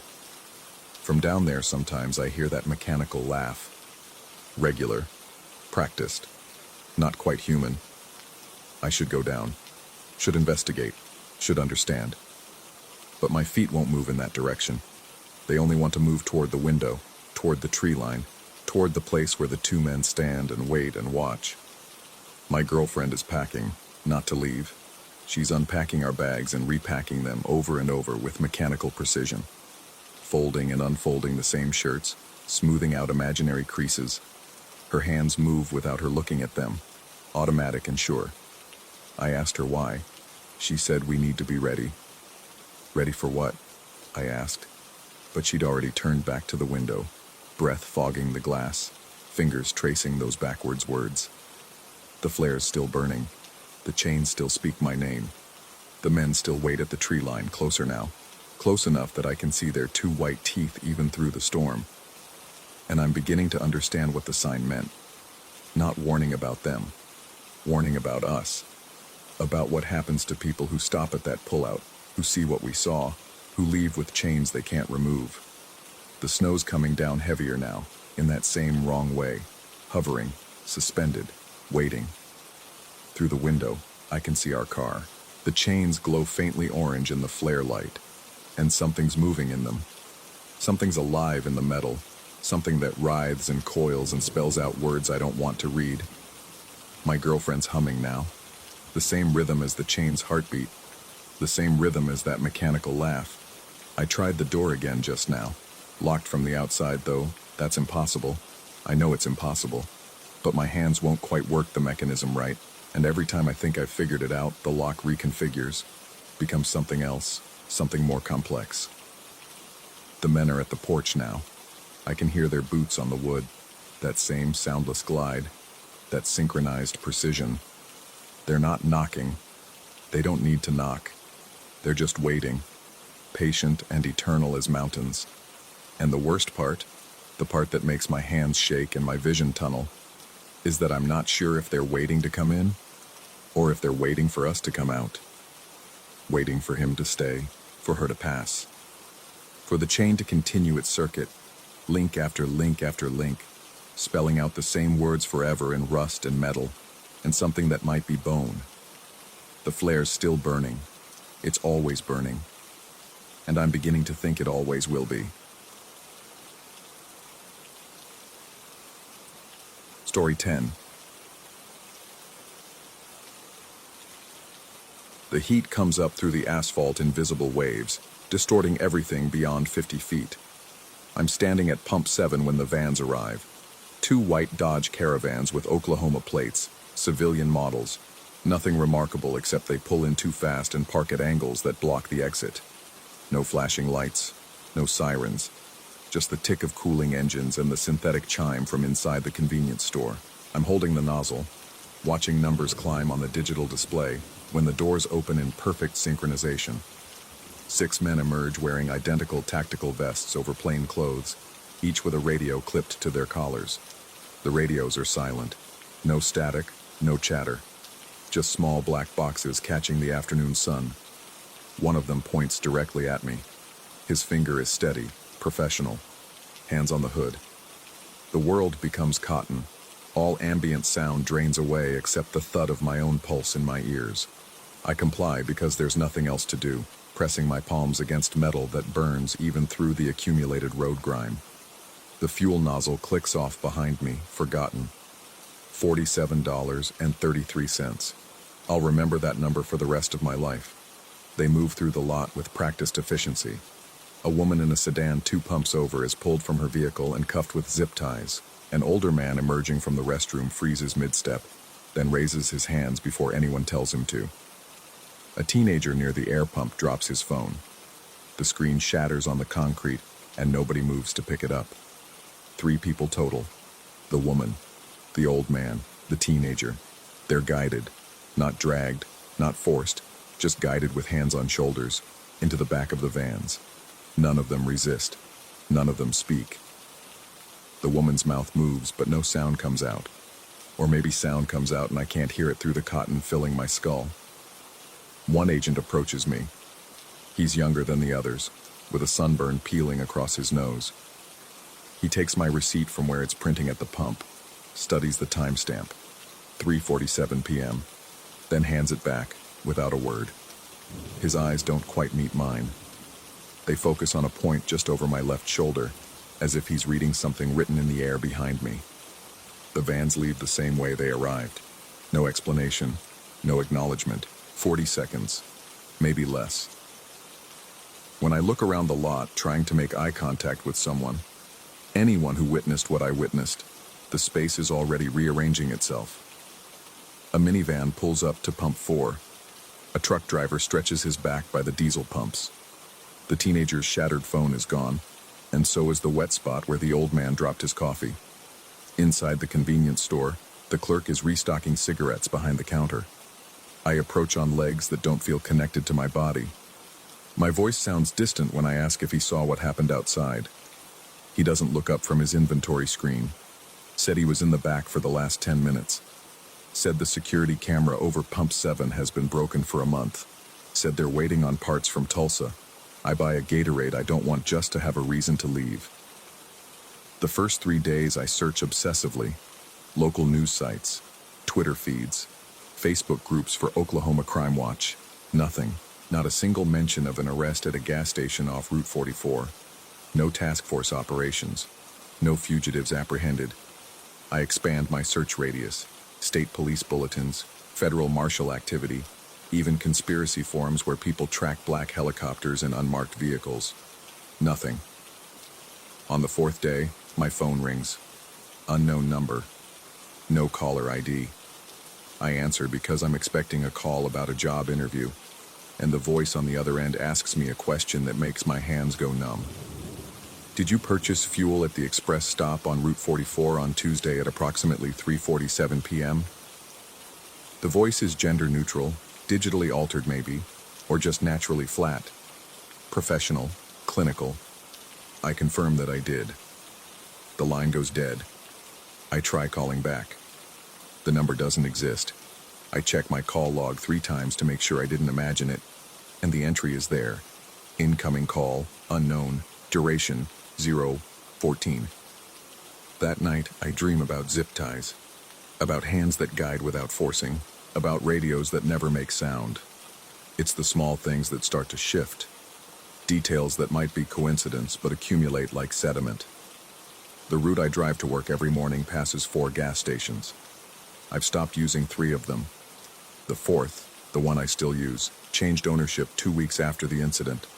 New sign, new management. The layout inside is different. The cooler used to be on the left. Now it's on the right. The bathroom key changed from a wooden block to a metal cylinder. When I mention this to the attendant, she looks at me with polite confusion and says the store has been arranged this way for 5 years. I find myself checking reflections, windows, mirrors, the black screen of my phone before it lights up. Sometimes I catch movement in them that doesn't correspond to anything in front of me. A figure standing too still. A van parked where no van should be. When I turn to look directly, there's nothing. Just empty space and the normal traffic of the world. My sleep schedule deteriorates. I wake at 3:47 a.m. with clockwork precision, gasping like I've been underwater. The bedroom feels smaller. The walls seem closer together than they were when I went to bed. I measure the distance from my mattress to the far wall with a tape measure, 11 feet, 4 inches. In the morning, I measure again, 11 feet, 4 inches. But the space doesn't feel the same. I start noticing vehicles. White Dodge Caravans are everywhere. At the grocery store, in parking lots, idling at red lights. They're common vehicles, I tell myself. Soccer mom cars, rental fleet standards. But I catalog them anyway. License plates, dent patterns, rust spots. I take photos with my phone, and when I review them later, half the images are corrupted, pixelated squares where the vans should be, as if something has been redacted. The woman at pump 2, the one they took, I see her. Or someone who looks exactly like her. She's standing in line at the pharmacy, buying antihistamines and cough drops. I approach because I need to know, need confirmation that what happened was real, that someone else remembers. But when she turns, her face is wrong. Similar features arranged in a different configuration. The nose too sharp, the eyes too close together. She notices me staring and asks if she can help me with something, and her voice has an accent I can't place. Eastern European, maybe, or synthesized. I apologize and leave quickly. That night, another call. Same flattened voice. Do you still have your receipt from the express stop? I do. I've been carrying it in my wallet, checking multiple times a day to ensure it's still there. The paper is soft now, degraded by handling. The ink is fading. Before I can answer, the voice continues. Discard it. It's not from the right day. The line disconnects. I pull out my wallet with shaking hands. The receipt is there, folded in quarters behind my insurance card. I unfold it carefully on my kitchen table. Express stop, Route 44, Tuesday, 3:47 p.m. Gatorade fruit punch. Regular unleaded. Total, 47 ers, 33. But the date is wrong. The date printed is 3 weeks before I was even in Oklahoma. 3 weeks before I took this job that required the cross-country drive. The timestamp is correct. 3:47 p.m. But the calendar date predates my existence at that location by 21 days. I check my bank statement on my phone. The charge from Express Stop posts on Tuesday, the day I remember stopping there. $47. $33. Transaction approved at 3:47 p.m. 2 records, 2 different dates. Same timestamp. I burn the receipt in my sink and watch the paper curl and blacken. The paranoia becomes a companion, a weight I carry in my chest that presses outward against my ribs. I start taking different routes to work, adding 15, 20, 30 minutes to my commute just to avoid patterns.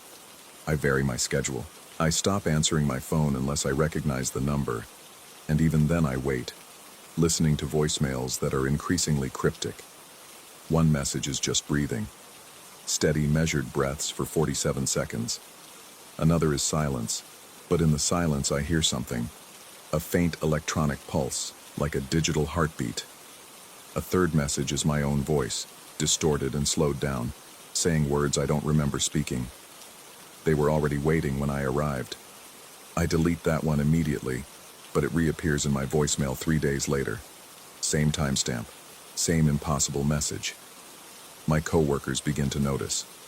I catch them glancing at me when they think I'm not looking. Conversations pause when I enter the break room. During a meeting, my supervisor asks if everything is all right at home, if I'm getting enough sleep, if I need to talk to someone. The way he phrases it, talk to someone, feels loaded, significant. I assure him I'm fine, but my voice doesn't sound convincing even to myself. I start documenting everything. I buy a notebook with numbered pages so I'll know if any are removed. I record times, dates, locations of white vans. I note the phone calls, the strange voicemails. I write down descriptions of people who look almost but not quite like the woman from Pump 2. The notebook fills quickly, and when I review my entries, patterns emerge that shouldn't exist. Numerical sequences in the timestamps, geographical clusters that form shapes I recognize but can't name. On page 47 I write, "They took 3 people, why not me?" I stare at the question for a long time before adding, "Or did they?" 6 weeks after the incident, if it was an incident, if it happened at all, I drive back to the express stop. It's early morning, the sun just breaking over the flat Oklahoma landscape. The air tastes like dust and petroleum. I park at Pump 7, the same spot, and the familiarity is overwhelming. The same angle of light, the same synthetic chime from inside. But something is different. The pavement is newer, darker. There are no cracks where I remember cracks. The pump itself has been replaced, a newer model with a touchscreen instead of buttons. When I go inside to prepay, the clerk is different, younger. When I ask how long he's worked here, he says 6 months. I ask about the security camera over Pump 7. He points to a functioning dome camera with a blinking red light. Says it's been operational since the system upgrade last year. I buy another Gatorade and return to my car. As I'm pulling out, a white van enters the lot. Not a Caravan this time, a Transit Connect. It parks at Pump 4, and the driver who emerges is wearing a tactical vest over plain clothes. He doesn't look at me. He doesn't look at anyone. He just stands there, filling his tank, the pump clicking rhythmically.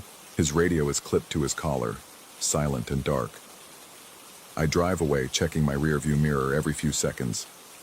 The van doesn't follow.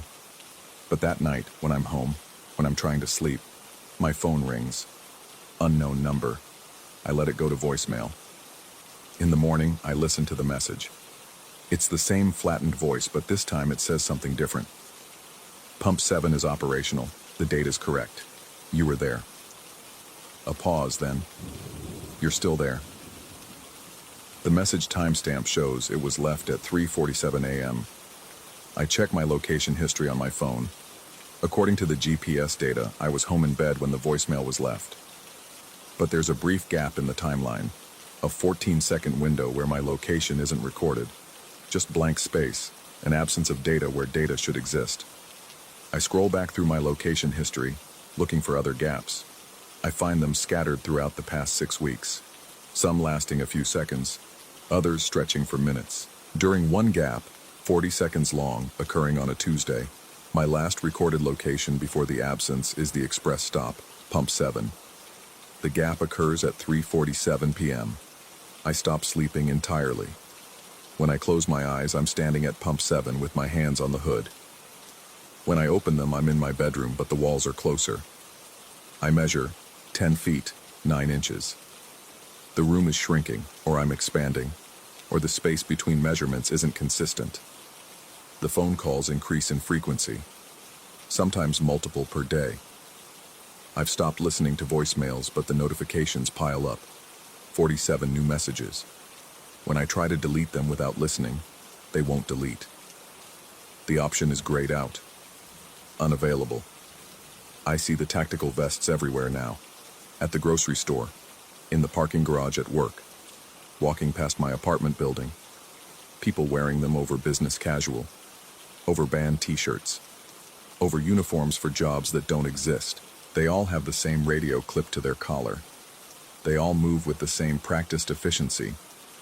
None of them ever look directly at me, but I feel watched. Constantly. The sensation crawls across my skin like static electricity. In my peripheral vision, figures stand too still. When I turn my head, they're doing normal things, checking their phones, tying their shoes, having conversations. But the moment before I looked, I could have sworn they were facing me, waiting. I find zip ties in my apartment. I don't own zip ties. They appear in drawers I haven't opened in weeks, in coat pockets I haven't worn. Small plastic loops that weren't there before but are undeniably there now. I throw them away, and they return. Different colors, different sizes, always appearing in places I've already checked. My notebook reaches page 147. The entries become less coherent. Timestamps out of sequence. Locations that don't make geographical sense. On the last page with writing, I've drawn a map. Route 44, the express stop, and radiating outward, dozens of small X's marking white vans. The pattern they form looks deliberate, intentional, like coordinates for something I can't quite visualize. Underneath the map, in handwriting that might be mine, but seems too steady, too careful, are 3 words. You were taken. I don't remember writing them. Tonight I'm sitting in my car outside the express stop. It's 3:46 p.m. The sun is at the same angle it was 6 weeks ago, or 6 months ago, or yesterday. Time has become unreliable. I've been here before. I've always been here. Pump 7 is in front of me. The nozzle hangs in its cradle, waiting. 2 white vans pull into the lot. Their movements are synchronized, choreographed. They park at angles that block the exit. The doors open. 6 men emerge wearing tactical vests over plain clothes. Each has a radio clipped to their collar. The radios are silent. One of them points at me. His finger is steady, professional. But before he can speak, I realize something that makes my entire body go cold. I'm not in my car. I'm standing outside next to Pump 7, my hands already pressed against the hood. The metal is hot under my palms. The fuel nozzle has clicked off behind me. $47.33. The agent approaches and takes the receipt from the pump. He studies the timestamp, 3:47 p.m., and hands it back without a word. His eyes focus on something just over my left shoulder. He's reading something I can't see, something that's been written there for longer than I want to imagine. The vans leave. The lot rearranges itself. The clerk inside is restocking cigarettes. The security camera over Pump 7 is broken, has always been broken, will never be fixed. I buy a Gatorade I've already purchased and return to my car that's both here and not here. As I pull onto Route 44, my phone rings. Unknown number. I answer because I always answer. Because I've been answering for longer than 6 weeks. Because the conversation we're about to have is the same conversation we've always been having. The voice is familiar now. Flat. Clinical. Professional. It asks, "Did you purchase fuel at the express stop on Route 44 on Tuesday at approximately 3:47 p.m.?" I look at my receipt. The date is tomorrow. The timestamp is accurate. I confirm that I did. The voice says, "You're doing well. The loop is stable. Remember to discard the receipt. It's not from the right day." The line goes dead, but the call duration reads 47 seconds. In my rearview mirror, I see pump 7. A figure stands there with hands pressed against the hood of a car identical to mine. The figure's face is obscured by distance and heat waves, but the posture is familiar, defeated, waiting. I check the mirror again. The figure is gone. Or I am. I can no longer tell which of us is real, which of us is the echo, which of us was taken that Tuesday at 3:47 p.m., and which was left behind to remember something that might never have happened but continues to happen anyway, again and again, in a loop that resets every time I measure the walls and find them closer, every time the phone rings and I answer, every time I stop for fuel at pump 7 and press my hands against metal that's been burning forever. Story 11. The water pressure at the Flying J was better than I expected. 3 days without a proper shower leaves a film on you that baby wipes can't touch, and the hot water felt like absolution running down my shoulders. Steam rose thick around me, turning the cramped shower stall into a cocoon of white fog. I closed my eyes and let the heat work into the knots in my neck. That's when I heard it. A long, slow exhale against the door. My eyes snapped open. The mirror on the back of the door was fogging up, but not the way mirrors usually do. The condensation was spreading from the edges inward in deliberate patches, like someone was breathing directly onto the glass from the other side. 4 distinct clouds of fog appeared in a pattern too precise to be random, too deliberate to be coincidence. I stood there, water still running, watching the fog expand and contract with a rhythm that wasn't mine. My own breath was shallow, held tight in my chest. The condensation pulsed. In, out, in, out. Then I saw them, 2 feet under the partition that separated my stall from the next. Work boots, scuffed and brown, toes pointed directly at me. They were maybe 3 inches from the divider, close enough that whoever wore them had to be pressing against the thin metal barrier. The thing was, the partition only went down about 8 inches from the floor. There was no reason for someone to stand that close unless they were trying to look under, but the boots didn't move. They just stayed there, planted, as still as monuments. I reached for the faucet and turned the water down slightly, just enough to hear better. The stream became a trickle, then nothing. In the silence that followed, I heard no other water running. No sound of showering from the adjacent stall. No rustle of clothing or clearing of throat. Just the slow drip from my own shower head, and that measured breathing against the door. The logical part of my brain tried to supply explanations. Maybe someone was waiting for their stall. Maybe they were having some kind of episode. Maybe they were drunk or high or just weird in the particular way that truck stops attract at 3 in the morning. But logic felt thin here, stretched too tight over something that didn't fit its shape. I cleared my throat, trying to sound casual, unbothered. "Javai, Sargento." The words came out rougher than I intended, followed by 2 sharp raps against the wall. The Portuguese slipped out from some deep place, a reflex from childhood, from a time when my grandfather would knock on the bathroom door and bark those same words. "Already going, Sergeant."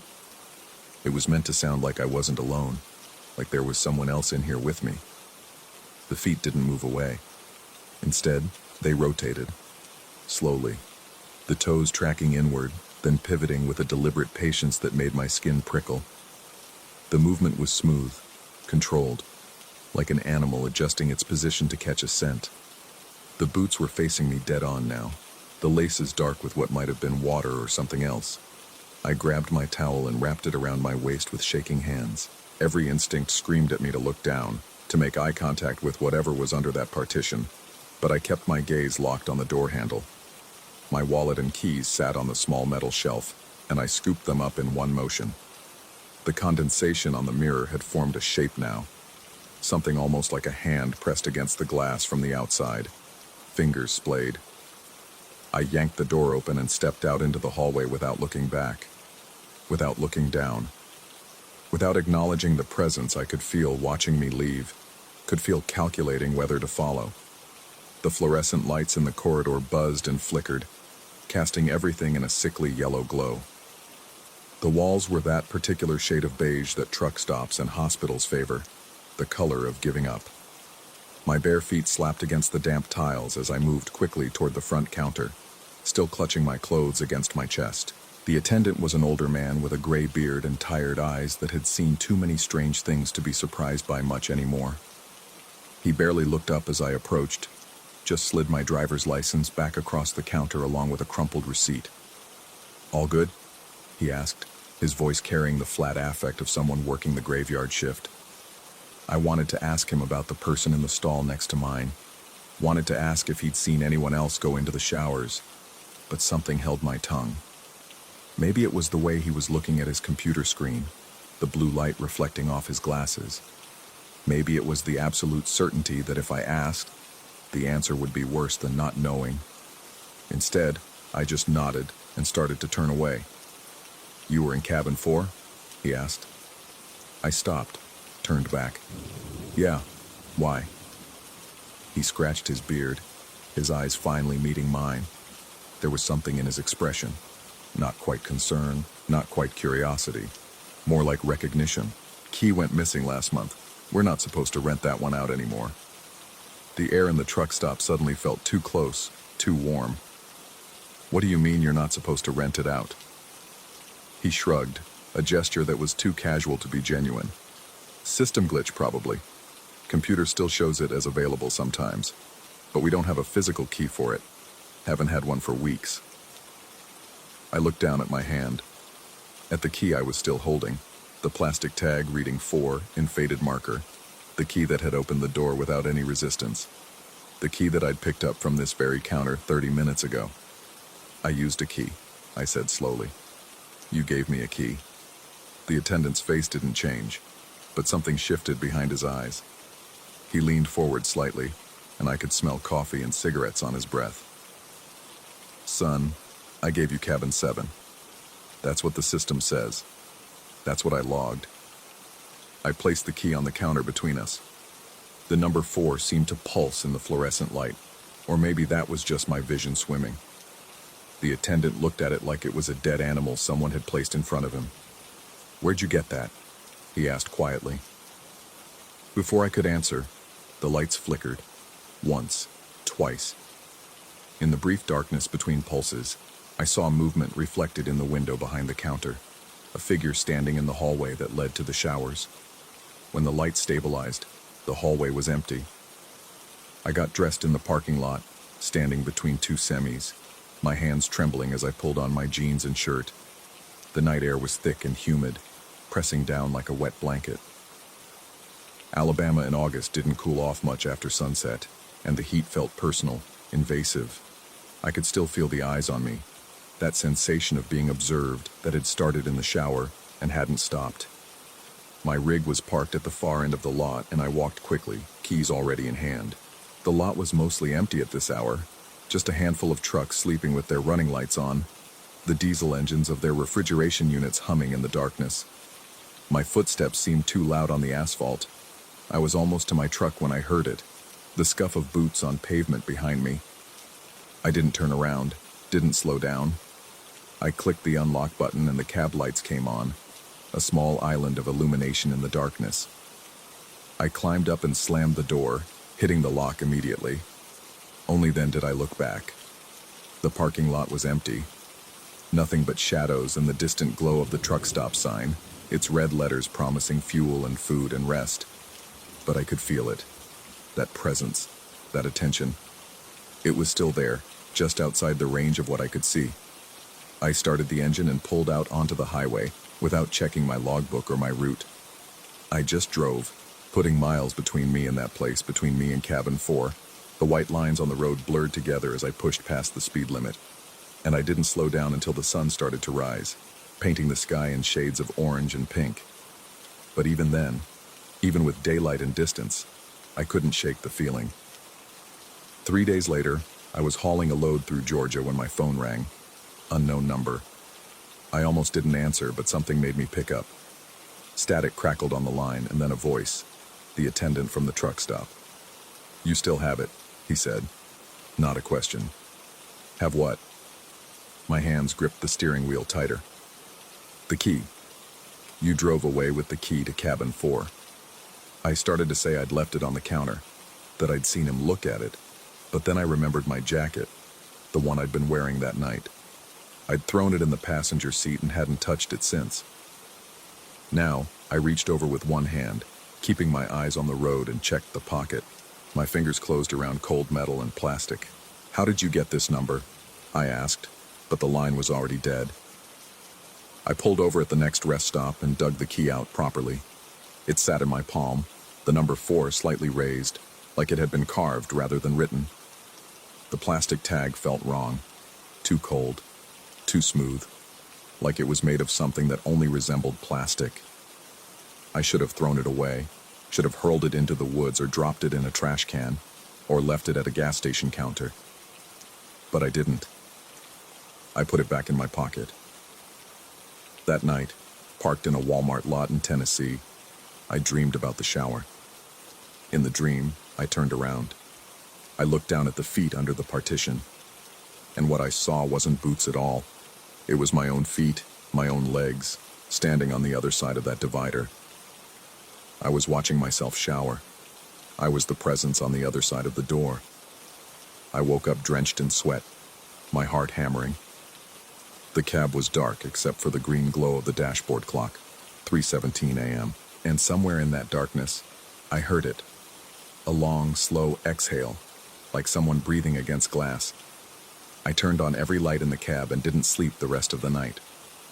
The key is still in my jacket pocket.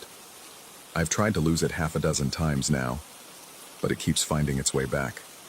Sometimes I'll empty my pockets completely, throw everything out, and the next morning, there it is again, waiting.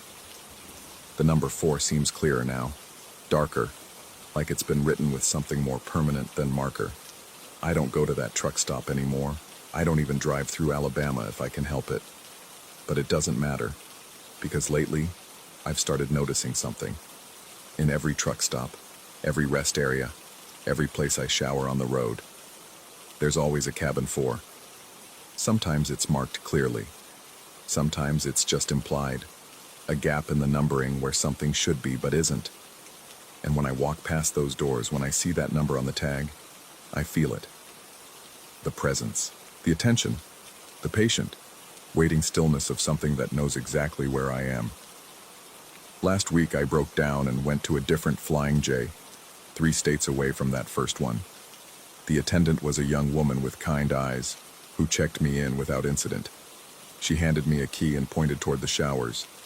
"Cabin 7, she said with a smile. I looked down at the key in my hand. The plastic tag read 4. She saw my expression and her smile faltered. "Is something wrong?" I wanted to tell her, wanted to explain about the mirror and the feet and the breathing and the key that wouldn't leave. But I just shook my head and walked toward the showers. The door to cabin 4 was slightly ajar when I got there, a thin line of darkness showing through the crack. No steam, no sound, just that gap, like an invitation. I stood there for a long time, key in hand, staring at that opening. And I realized something that made my blood run cold. I couldn't remember the last time I'd actually needed to use the key. The doors to cabin 4 were always unlocked, always waiting, always open, just for me. I backed away and left the truck stop without showering. I've been on the road for 2 more days now, and I haven't stopped, haven't slept. The key is still in my pocket, heavier than it should be. And every time I close my eyes, even just to blink, I see it. The mirror, fogging up from the outside in. 4 deliberate patches of condensation, forming and fading like breath. Sometimes I wonder if I ever actually left that shower, if I ever really opened that door and walked out into the hallway. Because the more I think about it, the less certain I am about what happened next, about which side of the partition I was really on. The feet under the divider, pointing toward me. They were wearing the same boots I have on now, and the breathing on the mirror, the condensation forming in that steady rhythm. It matches exactly the pace of my own breath. I'm driving north now. No particular destination, just following the white lines and trying to stay ahead of something I'm starting to suspect I'm carrying with me. The radio plays static between stations, and in that static, sometimes I hear it. A long, slow exhale, like someone breathing against glass from the inside. The key in my pocket feels warm now, almost alive. And somewhere ahead, in whatever town I stop in next, I know there will be a truck stop. And in that truck stop, there will be a shower. And that shower will be cabin 4. And the door will be waiting. The door is always waiting.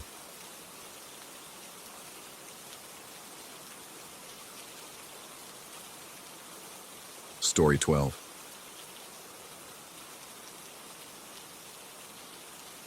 The overhead fluorescents had been dead for weeks, maybe months. I could tell by the way rust had already started creeping across the metal fixtures, orange fingers reaching toward the center where the bulbs hung dark and useless. The only light came from the pumps themselves, throwing weak yellow pools onto cracked asphalt that seemed to drink the illumination rather than reflect it. Beyond that circle of sickly glow, the panhandle night pressed in thick and absolute. I'd been driving for 16 hours straight, chasing the tail end of a pharmaceutical conference in Tallahassee that I'd already missed by 2 days. The gas gauge had been flirting with empty for the last 40 miles, and when I finally spotted the station, a squat concrete box with a single rusted awning, relief flooded through me despite the wrongness that radiated from the place like heat shimmer off summer blacktop. The pump accepted my card after 3 tries, each rejection accompanied by a stuttering beep that seemed too loud in the stillness. While fuel gurgled into my tank, I studied the building. A handwritten sign taped to the inside of the window read, "Open," in letters that had bled in the humidity, the ink running down like tears. But the door remained closed, and through the grimy glass I could make out only shadows stacked on shadows. That's when I noticed the cylinder. It was one of those pneumatic tubes you see at drive-through banks, except this one jutted through a hole cut directly into the storefront window. Someone had sealed around it with what looked like duct tape and caulk, a crude surgery that left the glass spiderwebbed with cracks. The tube itself was clouded with age, its clear plastic yellowed to the color of old teeth. The pump clicked off. I'd filled the tank without realizing it, my attention fixed on that bizarre modification. Something about the cylinder pulled at my eyes, made it hard to look away. The way it protruded from the building reminded me of an insect's proboscis, something designed for extraction. I should have left then. Should have climbed back into my sedan and driven until the sun came up and the world made sense again. Instead, I found myself walking toward the door, my footsteps too loud on the concrete, each one echoing back wrong, delayed by half a second, as if the sound had to travel somewhere else before returning to me. The door was locked, but through the grimy window I could see a figure moving in the back, just a silhouette against the deeper darkness.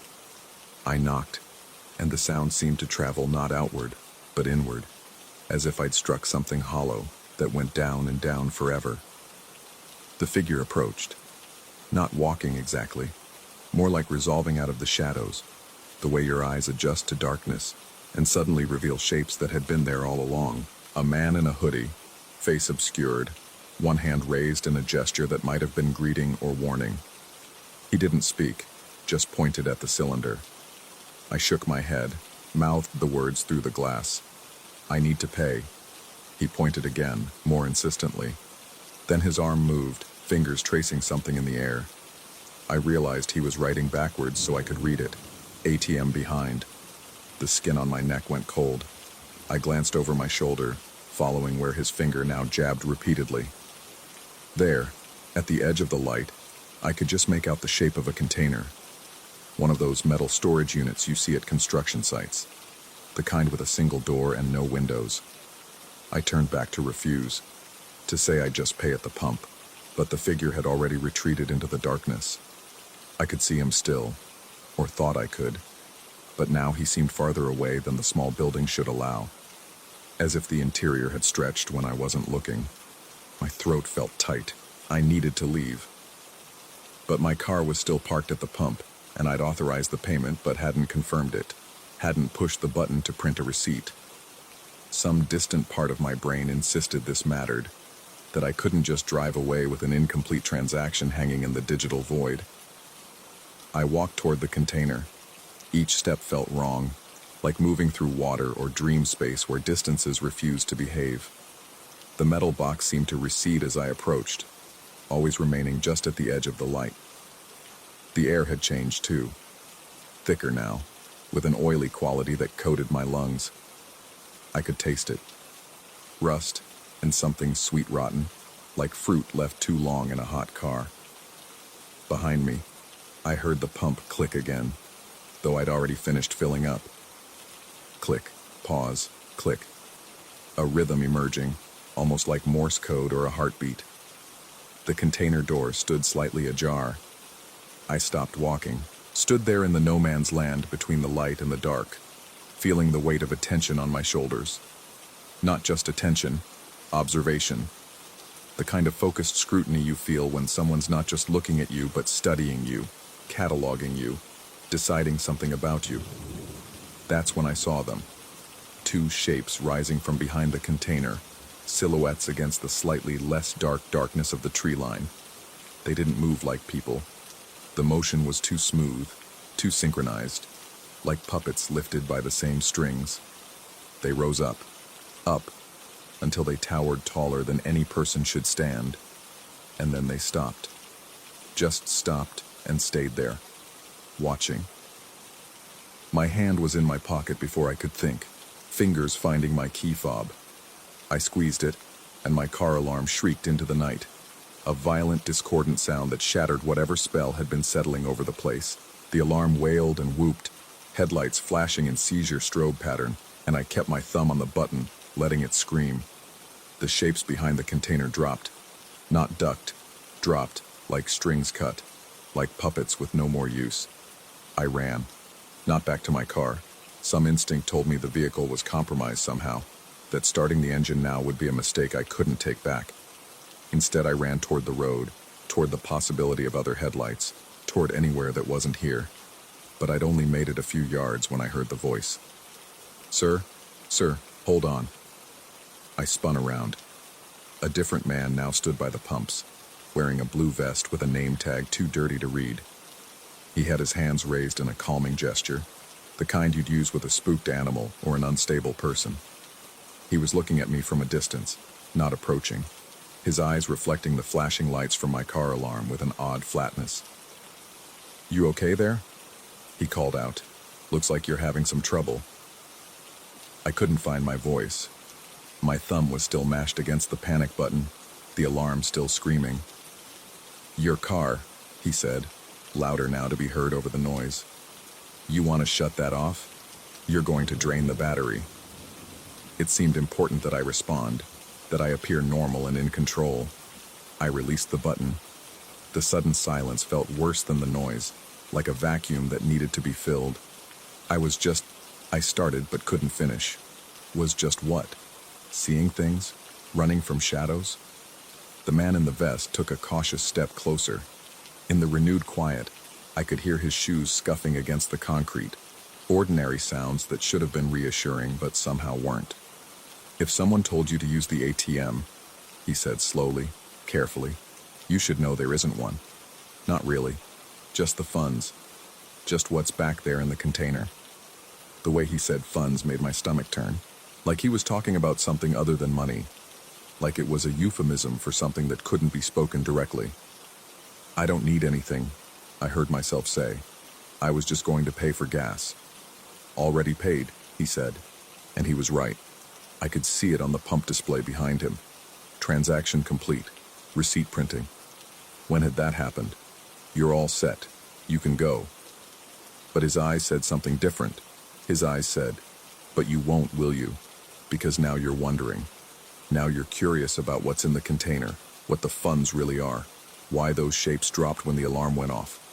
I wasn't curious. I was terrified. But he was right that I wasn't moving, wasn't walking back to my car and driving away like a sensible person would. Because some part of me, some dark investigative impulse, needed to know what I'd almost walked into. "What's back there?" The question came out hoarse. The man in the vest smiled. His teeth were very white in the poor light. Too white, like they'd been bleached, or were false, or weren't teeth at all, but something else wearing the memory of teeth. "Just storage," he said. "Overflow from the main building. Gets crowded in there sometimes. Needs somewhere for things to wait." Things. Not supplies or equipment. Things. Who was in the hoodie? Hoodie? His head tilted in a way that seemed practiced, like he'd done this before, had this conversation before. "Nobody working tonight but me, sir. Just me in the night shift." But I'd seen someone. Seen him pointing, writing in the air. Unless I hadn't. Unless the figure had been something else entirely. Something that wore the shape of a man in a hoodie the way this one wore a blue vest and a too-clean smile. "The shapes," I said. "Behind the container. They stood up when I came near." His smile never wavered, never reached his eyes. "Deer, probably. We get them sometimes coming up from the marsh, looking for water. They stand on their hind legs to reach the high branches. Makes them look tall, unnatural." He paused, let the word hang. "People see them in the dark and think they're seeing something else, something worse." It was a reasonable explanation. Almost too reasonable, the kind of thing someone would say if they'd had to explain this before, if they'd perfected the lie until it sounded like truth. "I should go," I said. "Yes," he agreed. "You should." But neither of us moved. The air had gotten thicker, more oppressive, and I realized I was holding my breath without meaning to, as if something in that oily atmosphere would poison me if I drew it too deep into my lungs. The pump behind the man in the vest clicked again. Click. Pause. Click. And this time, I could hear other pumps joining in, all of them clicking in sequence, creating a rhythm that made my heartbeat adjust to match. "Do you hear that?" I whispered. "Hear what?" "The clicking. Old equipment," he said, but his smile had frozen now, become a rictus. "Needs maintenance. Everything out here needs maintenance, but we make do with what we have. Make the best of a bad situation. That's what you do when you're stuck somewhere, isn't it? Make the best of it?" The question felt loaded, like he was asking something else entirely. Like he was asking, what would you do if you were stuck here? If you couldn't leave? If you'd been here so long you couldn't remember what anywhere else looked like? My hand found my pocket again, gripped the keys. Not to set off the alarm this time, just to feel them, to remind myself that I had a vehicle, that I could drive away, that escape was possible even if it didn't feel possible. "The man in the hoodie," I said again because I needed to hear it, needed confirmation. "He told me to go to the ATM. He wrote it in the air." The smile finally cracked. For just a moment, something else showed through. Not a different expression, but an absence of expression. A blankness that was worse than any emotion could have been. "Sometimes," he said softly, "people see what they expect to see. The mind fills in gaps, creates narratives, builds stories to explain the unexplainable." He took another step closer, and I noticed his shoes weren't scuffing anymore, weren't making any sound at all. "But you didn't go to the container, did you? You ran. Smart man. Instincts like that keep you alive. Keep you alive, as if survival was in question, as if the alternative had been somehow real." "I'm leaving now," I said, and this time I meant it, turned toward my car with genuine intention. "Wait." I froze. Didn't want to, but couldn't help it. His voice had changed, lost the false warmth, become something flat and urgent. "Take the receipt," he said. "You paid for gas. You need the receipt." The paper tongue was hanging from the pump, white against the darkness. I didn't want to touch it, didn't want to go near the pumps again where that clicking rhythm continued, where I'd have to turn my back on the man in the vest and the building with its proboscis cylinder and whatever waited in that container at the edge of the light. But he was right. Some part of my brain insisted that you needed the receipt, that this was how things worked, that this was the final step in a transaction that couldn't be left incomplete. I walked over, grabbed the paper. The receipt was warm, almost hot, and covered in more text than it should have been. Line after line of numbers and codes that seemed to swim when I tried to focus on them. I shoved it in my pocket without reading it. When I turned back, the man in the vest had moved closer to my car. Not threateningly, but positioned so I'd have to pass him to reach the driver's door. He was still smiling that white smile. "Drive safe," he said. "These roads at night, you never know what you might hit. What might run out in front of you." I circled around him, maintaining distance, my hand already on the door handle. The metal was cold, colder than it should have been, even in the night air. I yanked it open and slid inside, immediately hitting the lock button, sealing myself in. He stood there watching as I started the engine, stood there as I put it in drive, stood there as I pulled out of the lot and onto the empty highway, his white smile visible in my rearview mirror long after the station itself had been swallowed by darkness. I drove for 3 hours without stopping, didn't slow down until I reached a well-lit truck stop with dozens of other vehicles and people and normal human activity. Only then did I let myself check the receipt. The numbers were ordinary now. Transaction complete. 12 gallons, $38, date and timestamp. All of it normal, readable, mundane.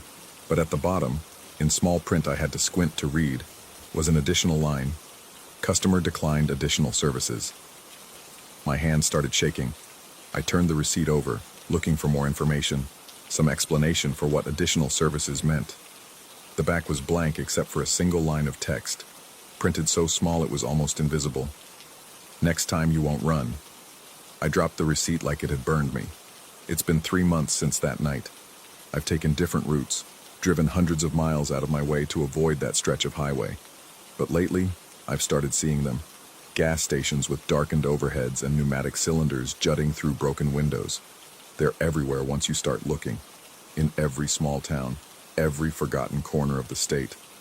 All with the same crude modifications, the same containers sitting at the edge of the light.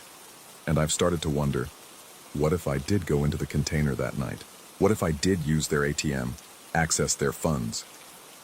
What if everything since then, the man in the vest, the drive to the truck stop, these 3 months of normal life?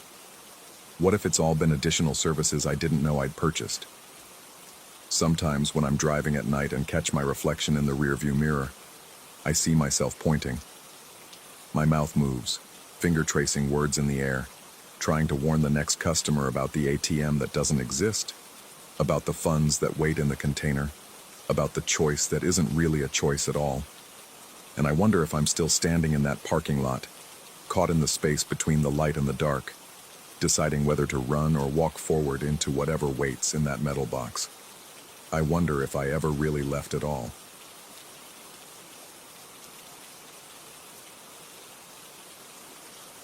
Story 13.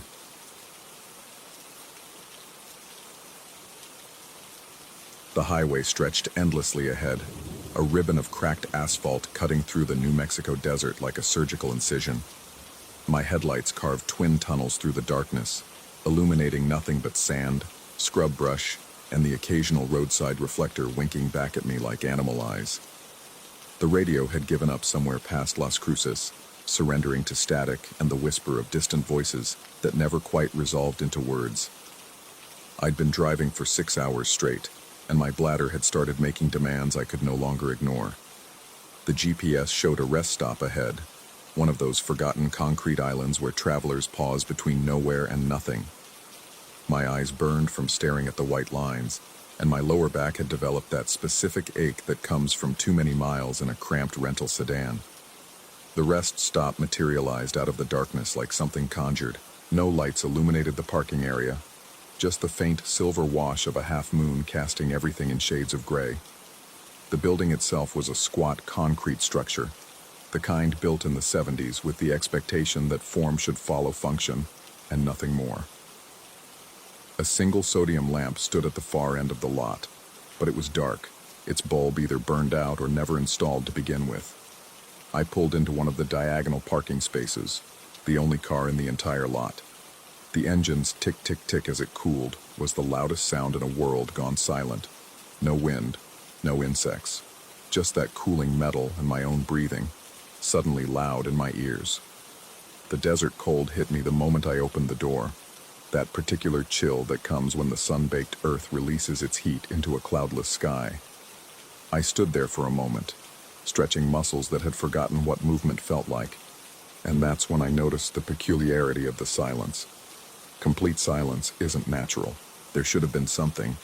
Coyotes in the distance, the rustle of nocturnal creatures, the whisper of wind through the creosote bushes.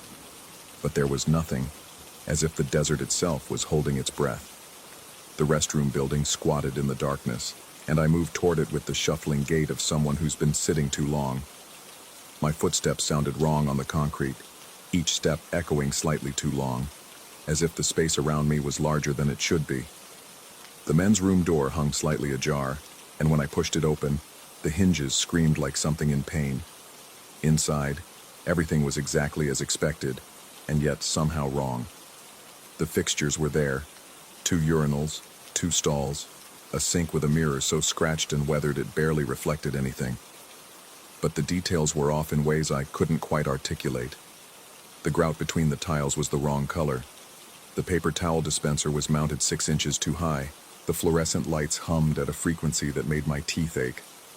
I finished my business quickly, that primitive hindbrain screaming at me to get back to the car, back to something familiar. The water from the faucet ran rust-brown for several seconds before clearing, and it smelled faintly of sulfur. I splashed some on my face anyway, needing something to shock the exhaustion from my system. That's when I heard the crunch of tires on gravel. Through the restroom's high, narrow window, I saw headlights sweep across the parking lot. Not the friendly yellow-white of normal headlights, but something with a bluish tinge like old-fashioned halogens. A vehicle pulled up near my rental. Close, too close, boxing it in against the concrete barrier. I dried my hands on my jeans and pushed back out into the night. The cold had somehow gotten worse, or maybe it was just my sudden awareness of how isolated this place was, how the nearest town in either direction was at least 40 miles away. The man stood beside my car, and my first impression was of size. Not fat, but large in that way some men are large, as if they occupy more space than their actual dimensions should allow. He wore what looked like a park ranger's uniform: olive green jacket with patches on the shoulders, campaign hat with the distinctive flat brim. But even from 20 feet away, I could see that something was off. He turned as I approached, and his face was hard to focus on in the dim light. Not because it was dark, but because it seemed to shift slightly, like looking at someone through old glass. His hand rose in a gesture that was probably meant to be friendly but came across as commanding. "Park Ranger," he said, his voice flat and somehow too loud for the distance between us. "Need to see your vehicle registration." I stopped walking, some instinct freezing me in place. I didn't think this was a national park. Federal land. He gestured vaguely at the darkness around us. "All of this. Need to verify you're authorized to be here." The statement made no sense. Rest stops weren't restricted access, but my hand moved toward my pocket anyway, some learned response to authority kicking in despite my unease. That's when I noticed the patch on his shoulder, the one that should have displayed the National Park Service arrowhead. It was there, but it was sewn on crooked, the stitching visible even in the poor light, and the colors were wrong. Too bright, too new against the faded jacket. "You traveling alone?" he asked, and there was something hungry in the question, something that made my skin crawl.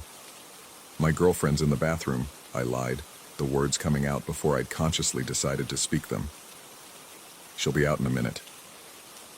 His head tilted slightly, like a dog hearing a frequency humans can't perceive. The motion was wrong, too smooth, too complete, as if his neck had more vertebrae than it should. "Didn't see anyone else go in. She was already in there when I pulled up," I continued, committing to the deception. "Stomach bug, you know how it is." He stood perfectly still, and I realized I hadn't seen him blink. Not once. The moonlight caught something in his hand, not a proper radio, but a cheap walkie-talkie, the kind you could buy at any truck stop for $20. The antenna was broken, held on with electrical tape.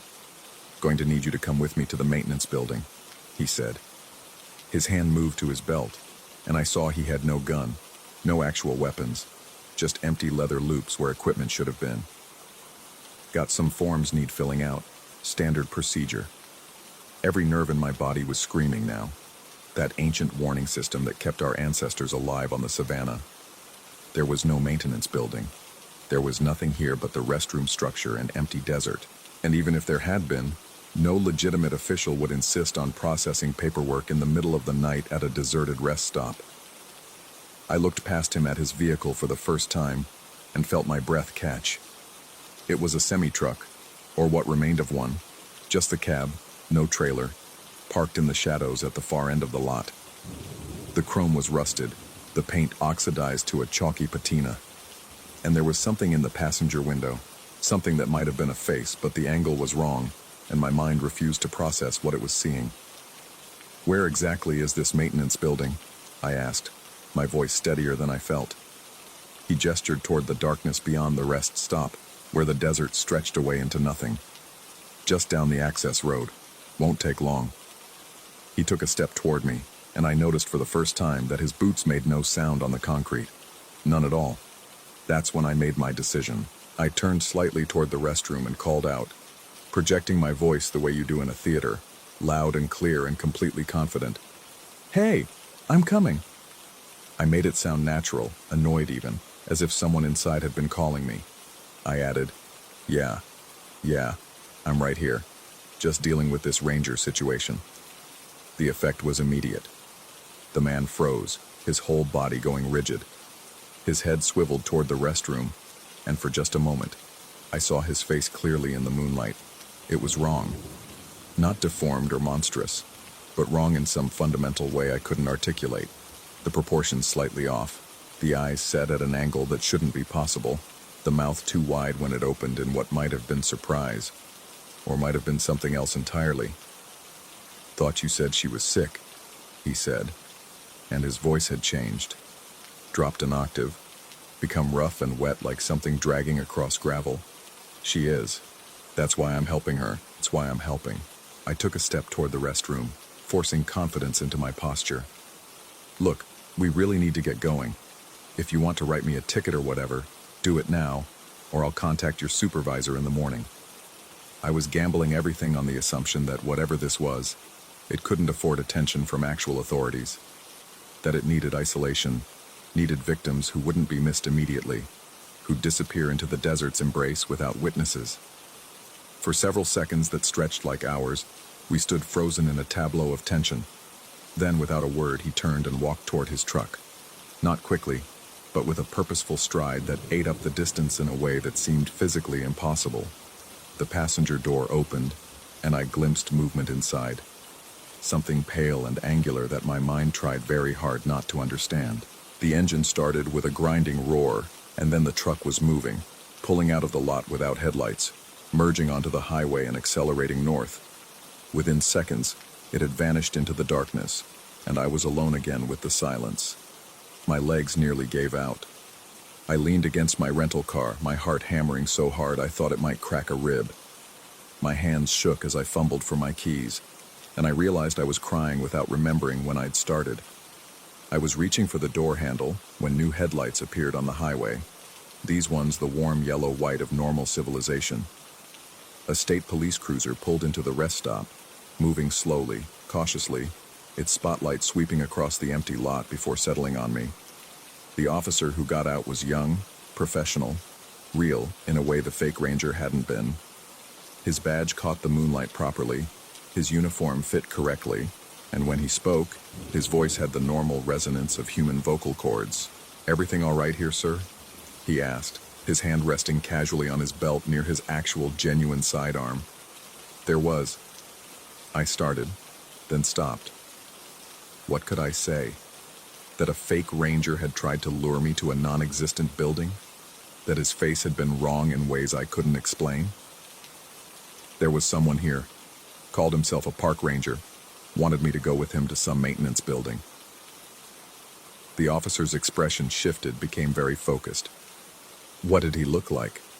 I described him as best I could, though the details were already becoming fuzzy in my mind, like trying to remember a dream. The officer listened, his face growing more serious with each word. "There's no maintenance building here," he said quietly. "Never has been. This rest stop's been closed for 5 years, state budget cuts. It's only open because the doors don't lock properly anymore." He looked at me with an expression I couldn't quite read. "You're not the first person to report someone like that. Always between Las Cruces and Ruidoso. Always at night. Always alone." The implications of his words settled over me like ice water. "What do you mean, always alone?" "The ones who report it," he said carefully, "are always the ones who had someone with them, or who said they did."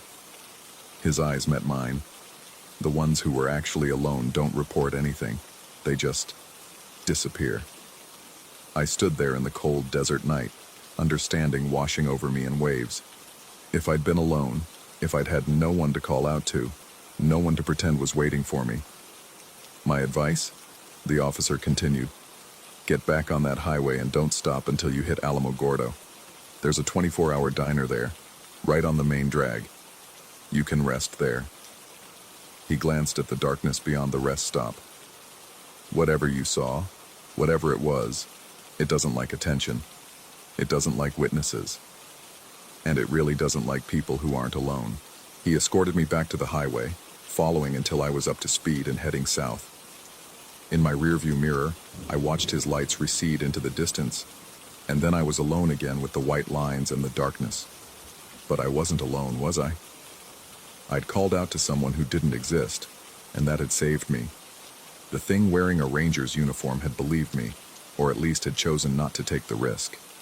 It had retreated to wait for the next solitary traveler, the next person with no one to call out to, no one to pretend was coming from the restroom. I didn't stop until I reached Alamogordo, and even then I parked directly under a streetlight in front of the diner, where I could see my car through the window. The coffee was terrible and the eggs were worse, but I sat there until dawn painted the desert in shades of pink and gold, surrounded by the comforting noise of other travelers, the clatter of dishes, the murmur of conversations.